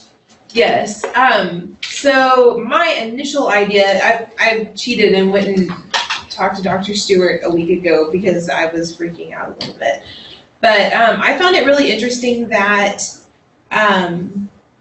that whenever they went into the Emerald City, Dorothy and her companions, that the gatekeeper was like, okay, you have to wear these goggles. And they're like, okay, put them on. Oh, by the way, they're locked on. Okay, that's fine. And you can never take them off. Okay, and he's the only one that's got a key. Like Oz himself doesn't even have a key. And they're just like, okay, do. And like, here they go all on their merry little way. And I'm like, what the trash? If someone tried to tell me that I had to wear goggles, I had to sleep in them, I had to take showers in them, I could never take them off, there's exactly one key, and the most powerful man in the entire city doesn't even have one, you're not putting them on me, like, I'll go figure something else out. Like, or I'd fight it or something, I certainly wouldn't be like, okay, that's cool, let's just do it. And they don't do it once, they do it twice. Both times they come into the Emerald City. And I'm like, why? And so I brought this idea to Dr. Stewart, and she referred me to her her favorite wife-killing theorist. And so he's got this whole idea about ideological state apparatuses and repressive, right? Mhm. It's the R's. The repressive state apparatus, and it's what controls society. And so obviously our repressive state apparatuses are the ones who rule by force and by violence. And so they're very obvious and to pick out. So like the Wicked Witch of the West and her monkey minions would be like you like that? I should have put that in there, I didn't. But You'll but use it. they're the repressive state, and you could even argue that the golden cap is repressive because it is ultimately the one controlling the monkeys, not even the witch. So like, and then what are the ISAs? What are the, ideological state apparatuses? And some of them are easy to see, like the witch, and some of them are not quite so easy. And so one of the things I want to investigate is like, okay, the Wizard of Oz, is he really more repressive? Because he's not actually doing anything. He's suggesting that they go and do, and then they do, but he's not ordering anybody to do anything, which implies that it's more ideological because they just go do what he says. Whereas, like, he's not forcing them. He's holding something over their head, but they still ultimately get to decide what to do. And so, is he more ideological? Is he more repressive? And then even Dorothy herself with her little Kansas ideas coming in with her companions, does she hold sway over them? She uses the golden cap too. Is she the repressive state apparatus that's kind of like sneaking it in there in the form of a little girl that no one's going to question? Nobody's going to suspect. So, Yeah, and I'll explain. I'll talk about my favorite ideas because it's such an important theory that I just can't let go of. Althusser, drawing from Marx, came up with an idea. He wanted to understand why we do the things we do and what kinds of things influence us to do those things. And he said that humans, subjects, the subject, I'm a subject. The subject gets interpolated into ideology.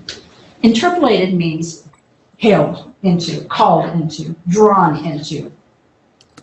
And it's very subtle in all kinds of ways.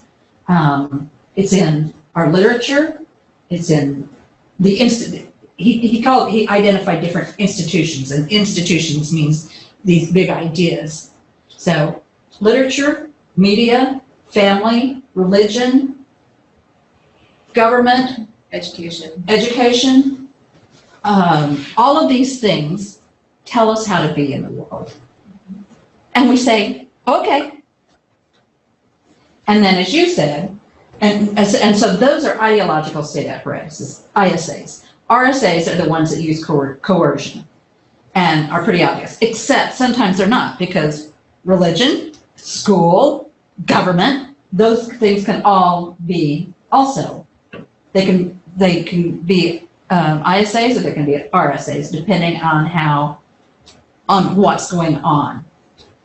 So that there's a book called Unwind. How many of you have read Unwind? All right. So there's a character, what's the character's name? It's Jewish. He's not really Jewish. Oh, the seventh son? He's a 10, because he's a tithe. Okay, that's right. Oh, he's a redhead. Begins with an L, maybe? Oh crap. It's been so long. It's a Jewish Oh, name. Levi. Yes. Okay, yeah, Levi. If you hadn't asked me, I probably could have thought of it. Yes. So Levi it belongs to part of a religious group, and his parents have had him, the 10th child. Oh, I forgot to tell you. At the age of 16, adults decide whether they want to keep their child or whether they, being the bad, if they're unruly, a problem, or they just are tired of their kid, they can be unwound, which means that every bit of them ends up being used in other bodies. And this was the solution to abortion. You can no longer abort a child, but you can't have them unwound at 16. Yes.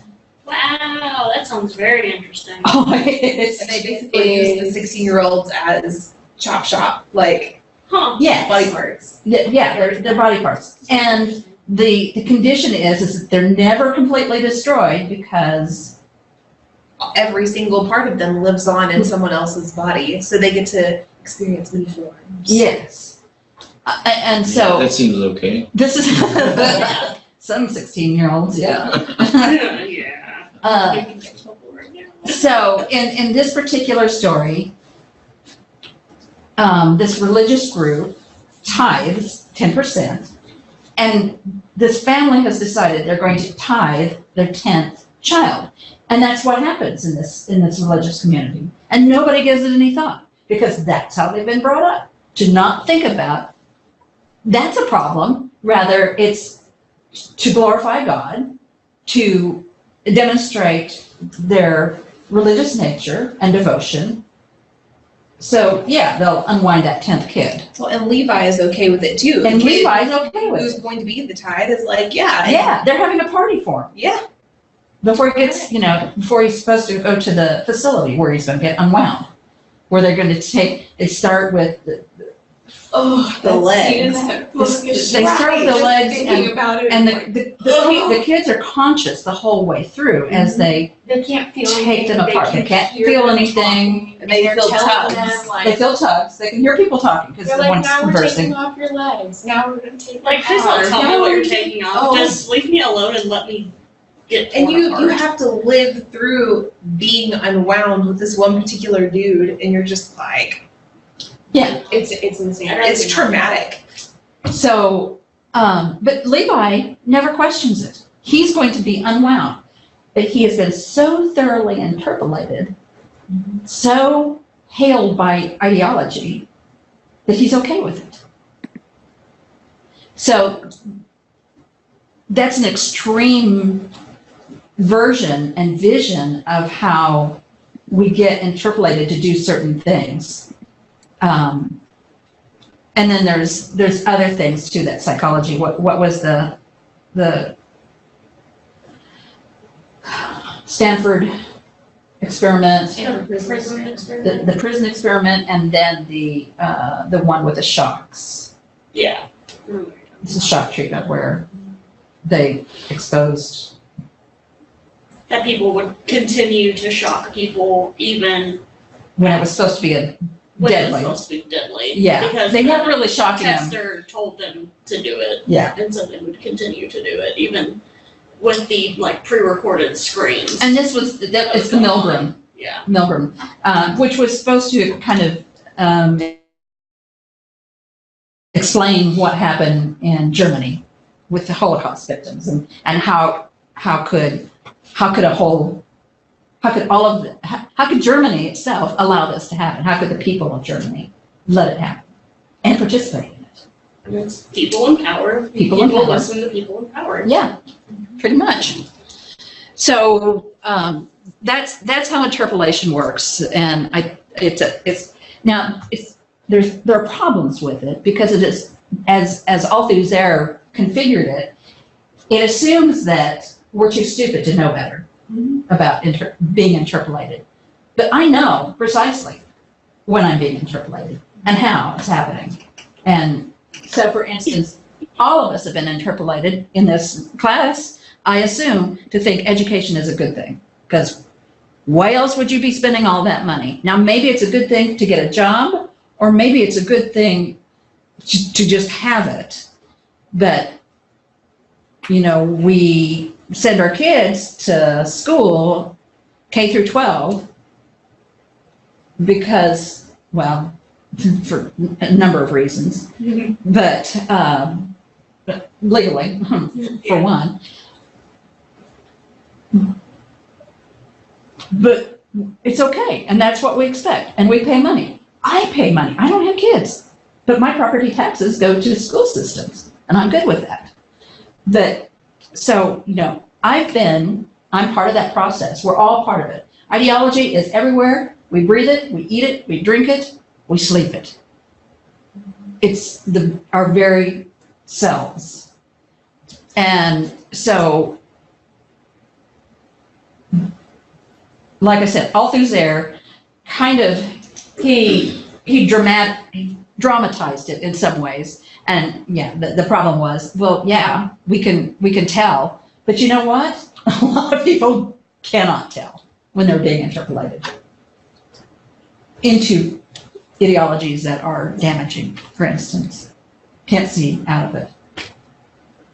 So I love that idea, and I love to see how I combat being interpolated in some ways, and how I accept being interpolated in some ways.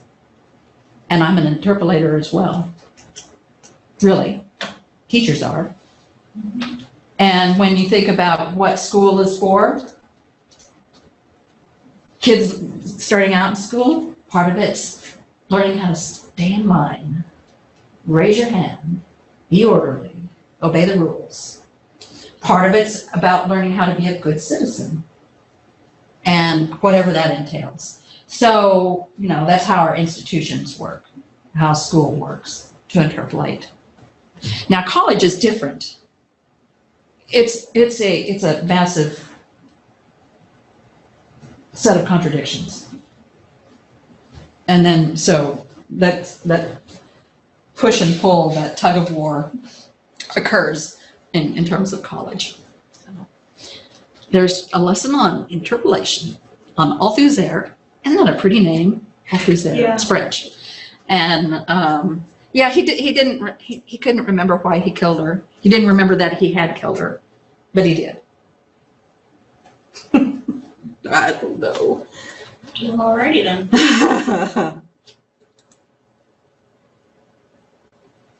All right. What we got here? Oh wait, I had a comment about your paper that I was going to suggest. Oh, yes, please. You should explore how after Dorothy and her friends learn that, oh, the Emerald City's not really green, it's just these goggles, like the wizard says, I just made these people put on these goggles. The Scarecrow is now the ruler, and he never tells the people to remove their goggles. They don't let anyone know. They just take theirs off and quietly leave, and plan to return to Emerald City, assumingly the same way that it To was. perpetuate the But system. with the Scarecrow being the ruler. And then you brought up how Dorothy uses the cap.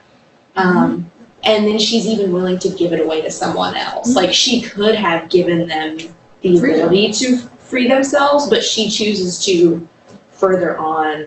To And you perpetuate. could even talk about who was doing Conscience in it. Was it Shay? Was doing Conscience? Yes. You could even bring that Yes. into the conscious aspect of it too. Like, they don't have any conscience about perpetuating the system, so to speak. Gotcha. Yeah. We get in Wicked how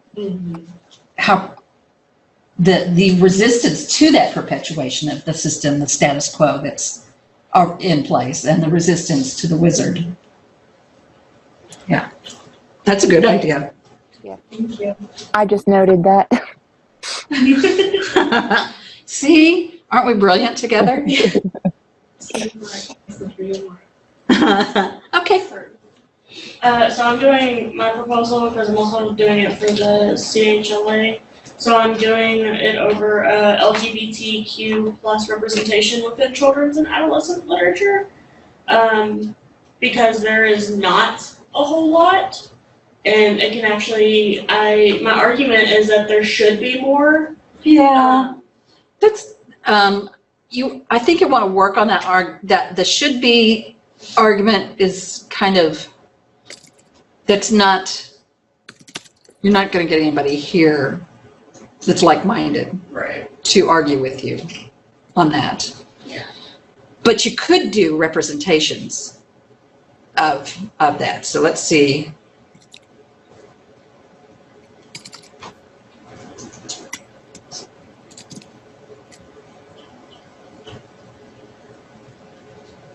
David Levithan.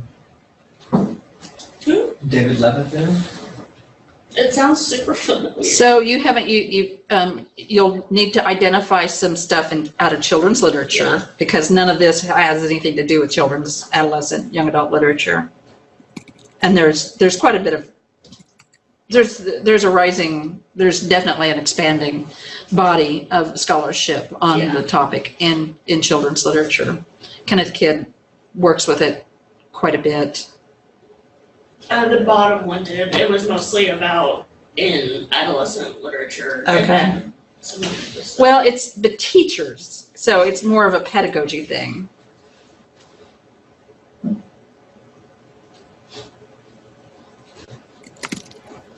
Cultural politics. Okay. Yeah, be sure you look into, I was trying to, and not really, and a whole lot of stuff just wasn't necessarily popping up. It could have also just been because I've been working a lot of hours, and so I'm extremely tired.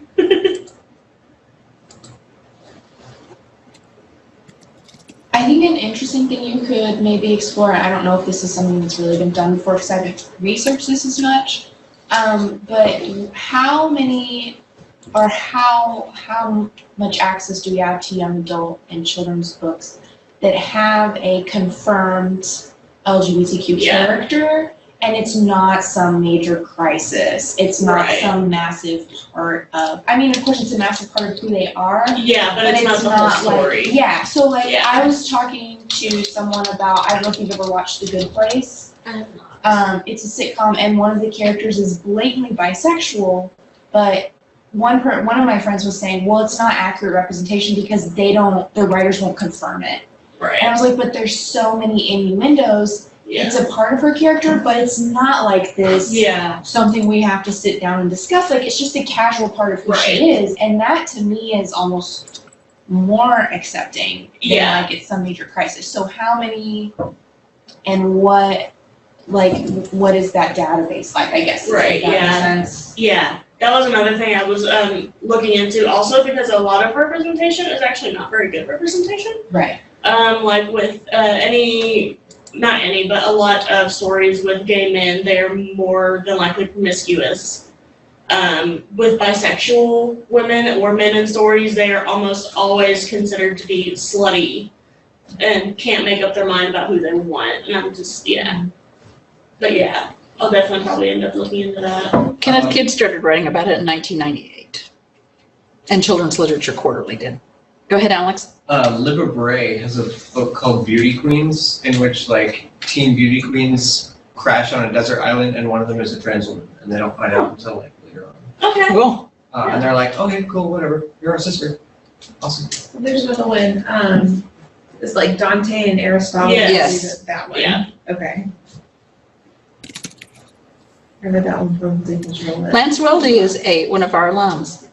He graduated, he got his PhD here.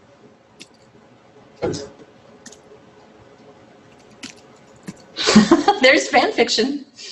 I actually used that in the paper I was talking about. It was an ethnography of the Harry Potter fandom, and I used that in one of them, or in one of the parts of it.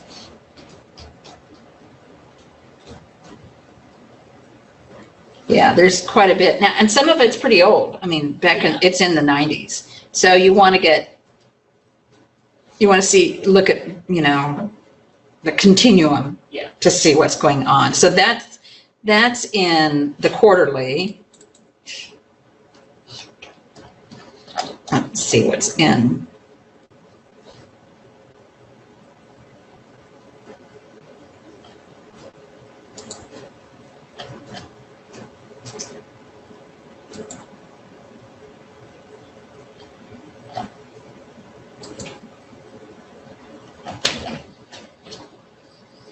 Have we read any books in our classes besides Evolution of Me that have a homosexual character in it? I don't remember. It's rather hard to find them. I didn't actually find my first young adult novel with a queer character in it until I was in high school. I can't think of any except that one. I found it at a bookstore as well. The first time I found it in actual school was my junior or senior year at Sulphur Springs, and it was Will Grayson by John Green. And David Levy. Yeah, and okay, that's where he sounded, I knew he sounded He's got familiar. lots of others. Okay. This is 1978. Interesting.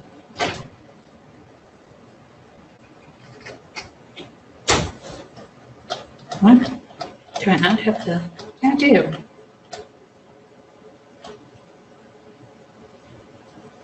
So Sissy's Dolls and Dancing, Children's Literature and Gender Deviance in the 70s.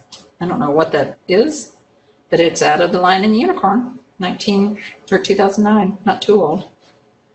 9 years old. Trans Children and the Discipline of Children's Literature, 1999. I'm kind of surprised. I think I should have known that. But anyways, so you'll want to identify an argument that's different than a should. Mhm. I don't know. One of the things that you can do is look at how other scholars talk about. Yeah. I know a lot of them say it helps to teach younger people to not be homophobic. And then there's also the whole, for the readers themselves that are questioning their sexuality or even their gender, it helps them see that they're not completely alone and that it's okay and it's normal Mm-hmm. and it's not something that they have to be ashamed of. Right, but that's going back to reader response to some degree.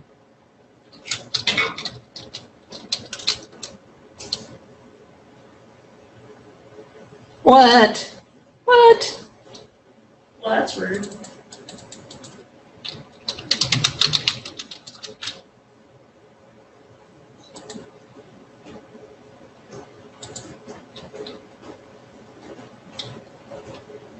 Roberta Seelinger Trites in Disturbing the Universe talks about it. Roberta Seelinger Trites, Disturbing the Universe, Power and Repression in Adolescent Literature.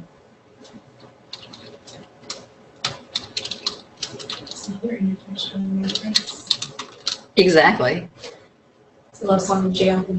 And then that's taken into Robert Cormier's The Chocolate Wars. And Jerry's question, do I dare disturb the universe? Because his English class is studying that poem.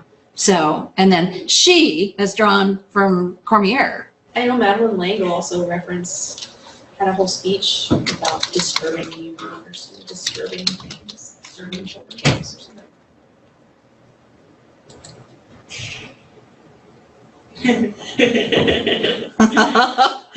True, though. There's a lot of gay fan fiction.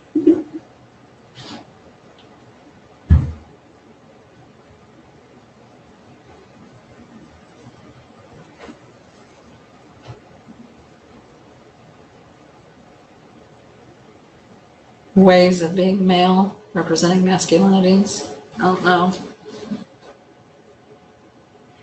Kenneth Kidd. Yeah. Oh, what was it I was looking for? What's that book? Dante, And Aristotle discover the mysteries of the universe. I think so, yeah. I actually haven't read it yet, but one of my friends suggested it to me. I enjoyed it.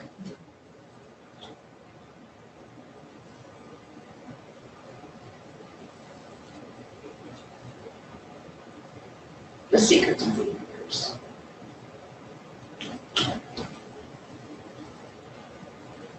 this is going to be a real short article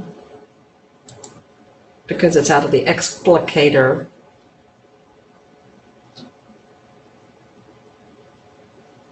Boy Kissing in the Desert, Benjamin Elias. How do you say that name?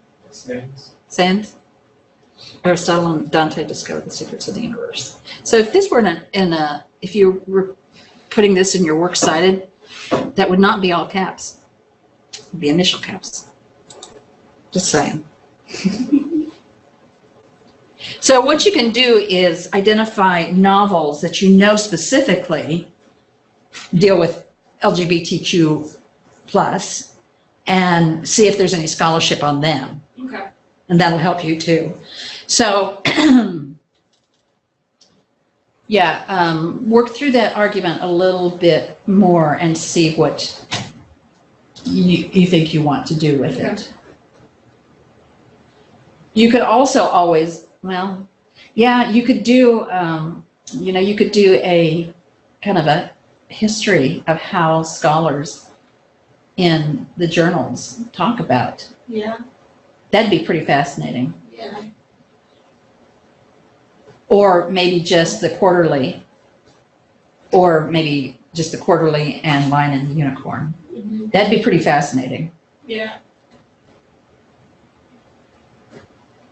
Because you saw that it started in the 1970s. There's one in the 1970s. So you could look at that and see how they're talking about it, what's important, and who's talking about it. Right. Because Kenneth Kidd's been talking about it ever since he started working Right. in children's and adolescent young adult literature. Okay. Yeah. Does that sound like a doable thing? Yeah, it does. And then that way you become informed of the scholarship that's available and the historical context for it. Yeah. I think that'd be really good for you in terms of figuring out what you want to do. So probably some at a later point. Yeah.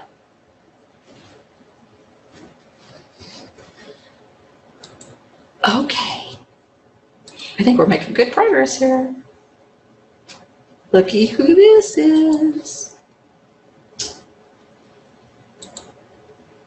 So my thesis is that drawing from Jungian archetypes and the symbols of Jungian archetypes and the way that they're used in literature, that anytime that there is a devil figure present in a story with the garden becomes a tool of evil in the story.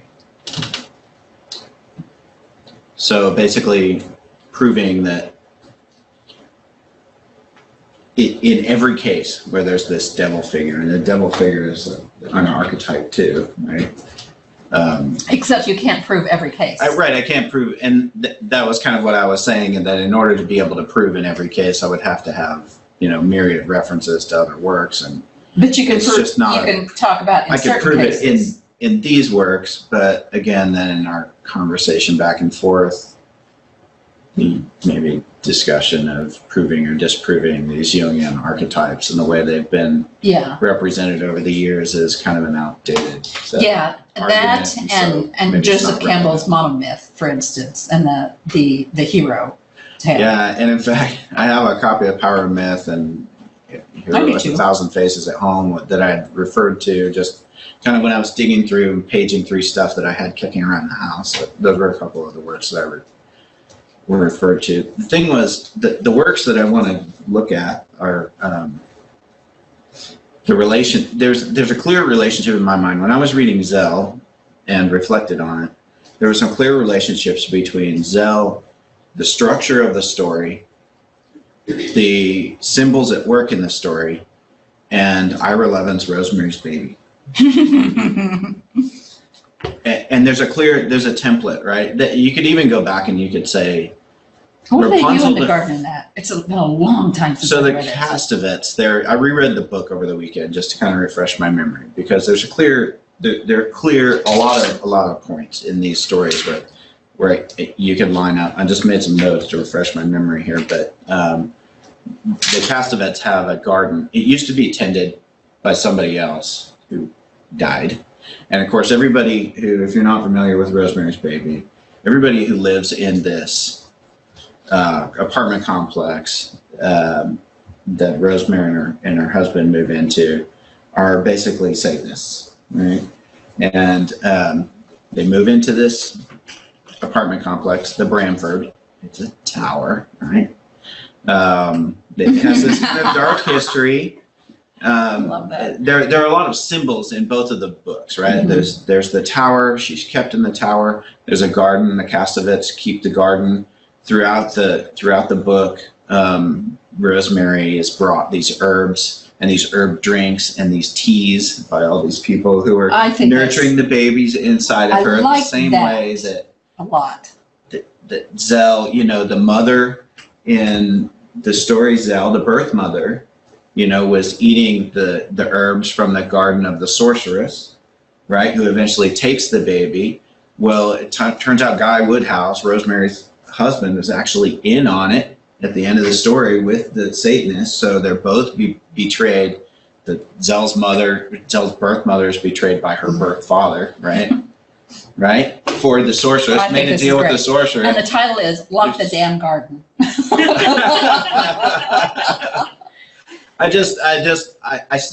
I was trying to come up with what is my argument? What is my thesis, right? I've got all these parallels that I want to talk about. What am I arguing, right? You're arguing, what is my what you've- thesis statement? What you've That's what I was struggling identified to find. is that There's a clear intertextual relationship between these works. Even there's kind of this circular intertextual relationship, because you can look at the original fairy tale and you can say, okay, here's this component, this component, this component, and this component.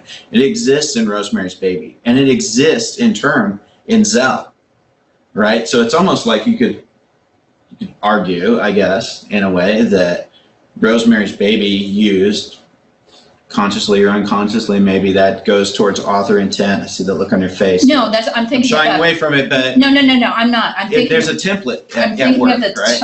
I'm thinking of the term that I want. It's the conflicted garden is what you're looking at, and what I said about what I indicated to you earlier was that you're deconstructing, of course, deconstructing the garden, but we know that although the Edenic garden is Edenic.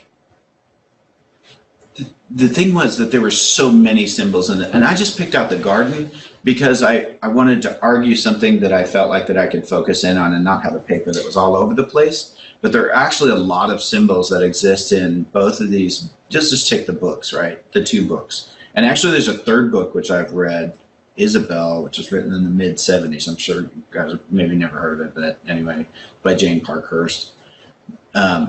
Where she was a witch in the 1600s. So it's set in the same time that Rapunzel was originally written, and it's kind of got this witch's story from beginning to end. There's this garden element. Anyway, I tossed Isabel out of the thing entirely because it just would have made it overcomplicated. Anyway, all of these stories, the tower, the devil figure, the garden, it's present. The theoretical framework is how gardens are treated in children's and adolescent literature. That's what you look up. Gardens and children's literature. Okay. And you refer to how other scholars have talked about what they've identified in the garden. What happens in children's literature, children's and adolescent literature, and gardens. And then you say, and here's what happens in this text, in these texts, with Zell and. I mean, Rosemary's Baby's not really adolescent It doesn't matter. literature. It doesn't matter. I told you that Lady Chatterley's Lover, a scholar wrote up a comparison of The Secret Garden. Is the Lady Chatterley's Lover is simply a continuation of The Secret Garden, because then they do have, They have a direct relationship. Yeah, the sex. The woman ends up having an affair with the gardener or something like that. And so this person has drawn, said, hey, it's this continuation. So it's the same thing that you're doing. You're just saying, hey, this is what happens in this garden that is so very similar.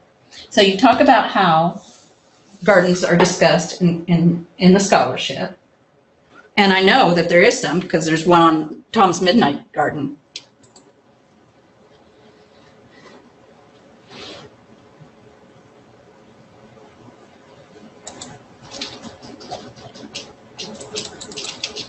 And it's been a long time since I've read that. What happens in the gardens is enlightenment or awareness, quite frequently.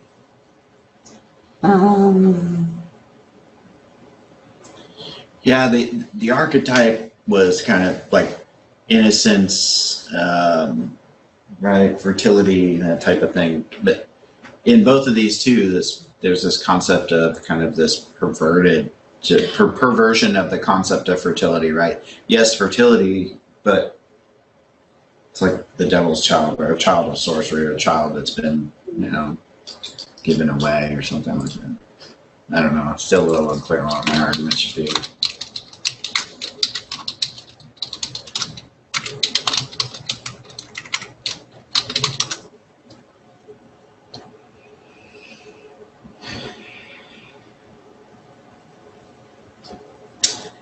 Spatial inscriptions of childhood transformations of the Victorian garden and the secret garden, Tom's Midnight Garden, and the poison garden. So you're going to talk about how other scholars talk about gardens in children's literature, and then you're going to depart from that and say, and present your own ideas. So I don't know what this article, what this person says, what the argument is.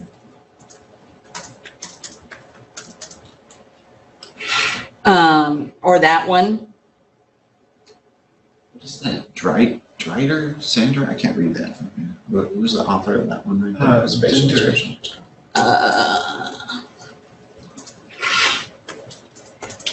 Dinter. D-I-N-T-R. D-I-N-T-E-R. You don't want to use Bookbird. You want to use articles that are lengthy. Bookbird it's gotten better about in terms of providing scholarship, but it's still not where it needs to be.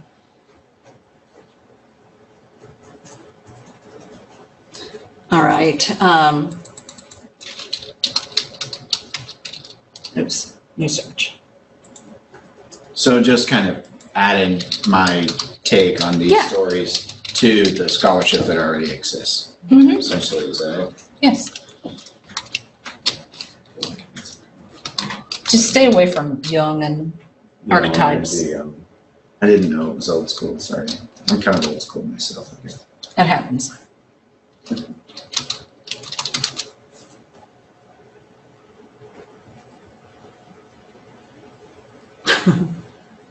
Wheel me over there. Okay, it's not gonna. I did briefly toy with the idea of writing about the secret garden, but I was going to take on the secret garden as a pagan text.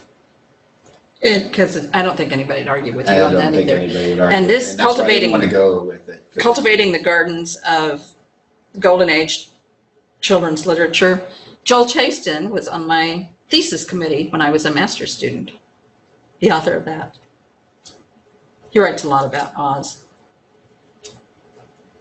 So you see what I'm saying. This is what other scholars say about the role of representations of gardens in children's and adolescent literature.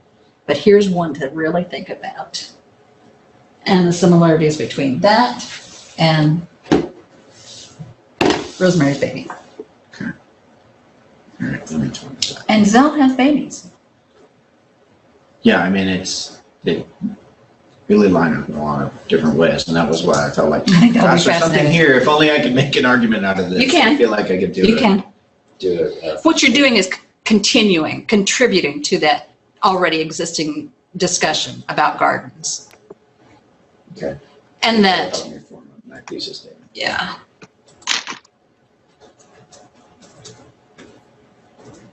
And Rachel. So I am also doing one for CHLA, so my topic doesn't really have anything to do with anything we've read or will read in this class. But I am doing mine on, it's called Sexualizing Sacred Cultural Appropriation and Sexualization of Dance in Native American Culture. So Native American religion, it's difficult to address because each tribe kind of has these very unique kind of branches, but in general, it's always this very practice-based belief versus like Christianity, which is faith-based. So all of their religious, like what the one article I read said, like a Christian cannot go to church and still be a Christian because they have those fundamental core beliefs, whereas a Native American, that act of dances and ceremonies is the core of their beliefs, and if they don't partake in that, they're not part of that religion. So dancing is so sacred, and there's this aspect of blood memory where all of these dancers say like you have this connection with the land and your ancestors' blood memory. They can remember all of their ancestors and what they've experienced. So it's this very spiritual experience, even in modern day. But the federal government put lots of bans on the ceremonial ones, but they could do these like stage representations, was what one article called. And they gave the example of like Buffalo Bill's Wild West. So you think of these stereotypical dances and performances, the federal government banned the ceremonial ones, but allowed those to continue. So the idea of cultural appropriation and how has this played out, and even in academia. So what I'm taking is the 1953 film Peter Pan that we've all seen. Which isn't that an adaptation? So Yes, you an can- adaptation. But that god-awful scene, What Makes a Red Man Red, and Tiger Lily does this like dance for Peter Pan, and they're talking about what makes a red man red, and they say it's because an Indian girl kissed this man who's been blushing ever since, right? And that is portrayed when Tiger Lily dances. She then dances up to Peter Pan, she kisses him, and he turns red as well. And then there's this novel, My Lady Pocahontas, which is a young adult novel, and there's a scene in there in which Pocahontas dances for Captain John Smith, and it's blatantly sexual, the way it's described. And the dance that they're referencing is an actual ceremonial dance that they did do. So, looking at this aspect of how dance has been sexualized and using those two specific examples, that's like my argument, but I've sent it out to 3 different scholars, and 2 of them have already gotten back to me, and both of them were like, okay, but why? Like why are we talking about this? Yeah. Why are you talking What's the about it? significance? What The so exactly? what? It's called the so what factor. Exactly, and that's what they've all said, like, where's your so what factor? Like, you've got an argument and you've got the examples, but why should we talk about this? And then I'm also wondering if I should try to bring in, like, maybe find something by Bruchak or someone like that who has written an accurate portrayal of that. Bruchak even screws up though. But yeah, Bruchak is like, I feel like Bruchak is everybody's go-to in young adult Native American literature. Yeah. So that's why I'm hesitant to bring him in, because I feel like everybody's done it already. But yeah, that's my kind of. Well, I think you're probably going to come up with the significance as you write. Mm-hmm. That's what happens Yeah. with us, English folk. You figure it out sometimes as you go. I mean, I feel like the significance of it is that it's cultural appropriation. It's taking away. Mhm. That's the significance of, like, why am I talking about this? Because I'm showing it's still present, right? It's still happening, even though we don't maybe have these federal bans. That has still carried into 1953 and 2006. Like, we're still doing the same thing, you know? But I don't know if that's enough of a so what factor. You know, I feel like that's almost the same as just like, well, we just need accurate representation. Like, yeah, we all know that.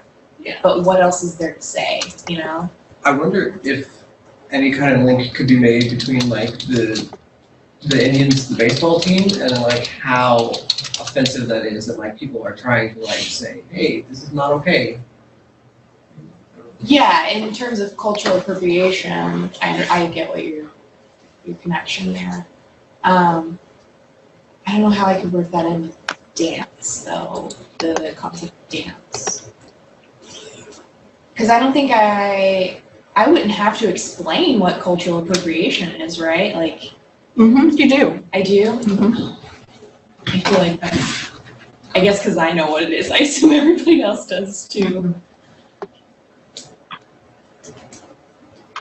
But I have like a bunch of I'm trying, I don't know if I have too many different ideas because I want to bring in the history of how dance has been banned in the federal government that bans, and how when they fought for that right back, they fought for it under the First Amendment and said, this is our religious rights. We have this right to worship how we please, and this is how we worship. So showing that is how they see that as significant and sacred and ceremonial and holy.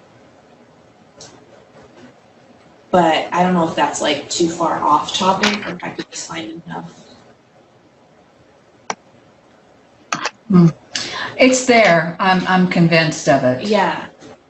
That's why I haven't been willing to like give it up yet. This is topic I've been like No, don't give it up. twisting with it for probably almost a year now, because I started this idea in my first semester in grad school, and I have tons of research, so I have tons and tons of research on it. It's just like piecing it all together now is like, Yeah, and a 10-page paper, you're not gonna, you can't do everything Right, in that. So exactly. everything has to be abbreviated except for the explication.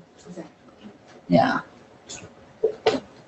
I mean, I'm just gonna be dense for a minute. So what are you trying to say about this? I mean, if you had to summarize it in just a quick, what is your idea? the aspect of dance in Native American culture has been taken and turned into a more sexualized, very far sexualized thing. It's now almost exclusively a sexual thing, whereas in Native American culture, it has almost nothing to do at all with sex. And you're talking about in novels. Yes. Yeah, because Yes, You're- in novels and, well, I'm using novels and entertainment because I'm using Yeah. a film and a novel. Right. But that's just because I wanted to use one from children's and one from young adults and have more than one. But yes, the same concept. So you would definitely want multiple examples of where you could point that, where you could prove that. Right. Have a convincing case anyway, and more than one. 3 Or- is right. usually the go-to. So I should find one more. It'd be helpful. I'm sure it won't be hard to find another one. You might check out Indian in the Cupboard. I don't know, because that's always been such a bad text that keeps getting read. I think they made a movie of that too. They did. They did. Watched it in elementary I'll school. have to check it Yeah, I out. think I've seen it somewhere along the road with the kids somewhere.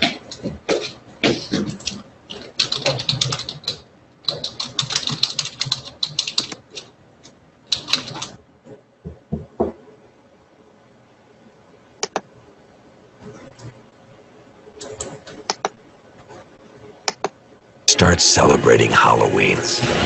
No, you're actually late.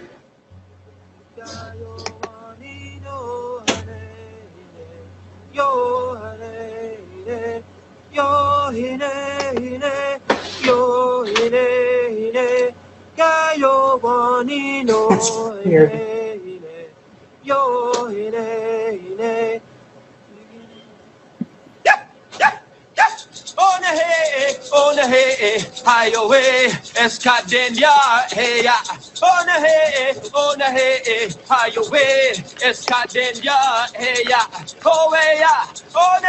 weird. So it's cultural appropriations of dance, of Indian, Native American dance in Now, that's not necessarily sexualized. But there is an argument, and this was one that I didn't know if it would be. Some of it I think I could save and do it into an article. So there is. Okay, maybe that's kind of sexualized, since his butt's showing. Yeah. Well, there is a whole argument that some of the dances are viewed as these like the powwow floor dances. These like 11 child actors who disappeared after one big movie. Where have they been? Hal Scardino, the Indian in the cupboard. Hal only did a few films in the 90s. You can watch that on your own time. You were drawn in by that. I thought we were going to go a little distance there. Because there is a separate argument that it's viewed as like looking at the war dances and they talk a lot about the scalp dances is specifically one thing that colonists would reference is like the scalp dances, and that they would do these dances as they would scalp people. And this is like, again, another thing that's carried on, these violent warlike dances, and there's tons of examples of that. But I don't know if that would be too, like another thing that I should say for an article. Well, if you're talking about cultural appropriations, then, you know, whatever falls under that, to give you enough to discuss. Yeah. Well, I could, because then I could use, there's a lot more in that Peter Pan scene besides just the dancing that I could also use. Besides just I'm talking about cultural appropriation of Native American dance. Right, yeah. Yeah, I might do that. I might just broaden it a little more and take out the sexualization. Well, and that's one characteristic. One way, right? Yeah, that's one way it gets that's the consequences of one form of appropriation. That would certainly help, because finding materials was difficult, because I was having to narrow it down, not just Native American, not just dances, but female Native American dances. Right. And how that's sexualized. So that would help me broaden this and get more sources as well. Sound good? Yes. All right. So I think, I haven't graded anybody's here. I've graded most of those online because I knew that we wouldn't be talking to some of the people. I wasn't sure who would show up online, but you get special treatment since we got to talk about it. And yours are I've already responded to yours. So resubmit if you want to. I don't know how big of a difference it's going to make grade-wise. You know, if you go from a B to an A or something like that at the end of when it all comes due. The paper due. Closer to the end of that. So we have some time to work. So we November. I guess you could spend time reworking your paper, and it would be. Well, I'm talking about beneficial if you proposal, had because to I do haven't put a letter grade on your proposals yet because I haven't read them. So you might want to revise those when you get them. Since I don't know, because I gave you the criteria: the originality, the idea, meticulous MLA, academic prose. There are 5 characteristics I was looking for. Error-free. I can't remember the 5th, but original idea. I already said that. Yeah. But, so I don't know. I haven't looked at yours specifically because I'm picking up on stuff like, I'm trying to get everybody on the same page as how to use MLA formatting, how to introduce quotations, that you don't want something called a dumped quotation. You want instead to use some kind of introductory strategy to embed your quotations. You don't want long quotations, break them up. Don't want a series of quotations, introduce each one, explain the significance of that quotation. Because if you picked a quotation, then you need to have a good reason for using it. And it better be a good one, not just one to kind of make some vague point. Yeah. So if you don't feel too bad about proposal paper, even though you may change directions, it's okay to leave that as your submission for this assignment. Mhm. Even if you change direction for your actual paper. Mhm. Okay. But yeah, I'll look at this one, and unless you want to, I'm working on them tomorrow and Friday. I hope to have them done by that time. Dr. Okay. Stewart, can I just clarify something? Yes. So if it is an option then to resubmit, basically. Yes. I think my main issue was my bib and my sources. So Yes. if I fix that, it's okay to resubmit for It is. a better grade. Yes. Okay. Absolutely. And is that would I send it to you via email or just post back in the discussion? Just put it back in the box, in the drop box, and email me and tell me that you've done it. Okay. Thank you. Mm-hmm. Other questions? Everybody feeling good? Now that we've talked about them. Yeah. I like your idea, Christopher. It's solid. It's good. I think I just need a different approach. This conversation helped. Okay, good. Thank you. Yeah. I know you're stubborn, so. You've already picked up on that. You knew that the moment I walked in. Oh, I gave a look, didn't I? Yeah. Anything anybody wants to add or ask? For the CHLA, do they just need an abstract or like a proposal, Uh-huh. not like the finished document? No.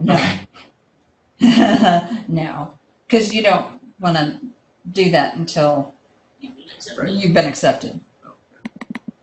Of course, if you get accepted, and I think we'll probably know in You should send out December. your paper. Oh, yeah. It's a good one. November, probably. Of course, then you have to fly to if you get chosen, then you fly to to give your presentation. Stay there for 3 days. I stay there for something like 4 nights. It's ungodly because I'm a board member. And I'm also on the committee who chooses the proposals. No, I will, recuse myself from reading any from here. And Also, they do blind proposals, so you're not supposed to put your name. yeah, but they wouldn't put me in the position knowing that I might know what y'all are writing about. So they won't. I think I have more questions, but I am probably going to have to email you as I'm writing because I'm still kind of lost. What are you lost about? I just don't know because I'm completely changing the topic, I guess.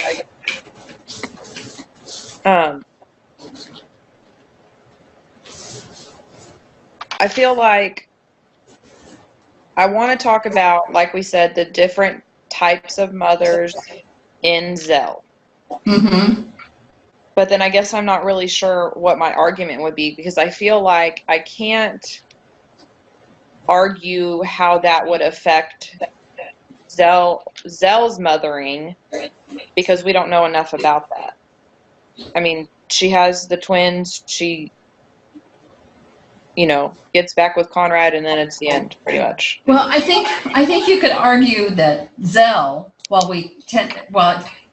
it's frequently thought of as simply a folk tale or fairy tale about a young woman locked away in a tower.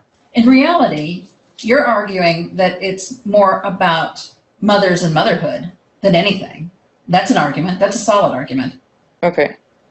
Because you're offering a different perspective of what is commonly thought of in terms of a folk and fairy tale.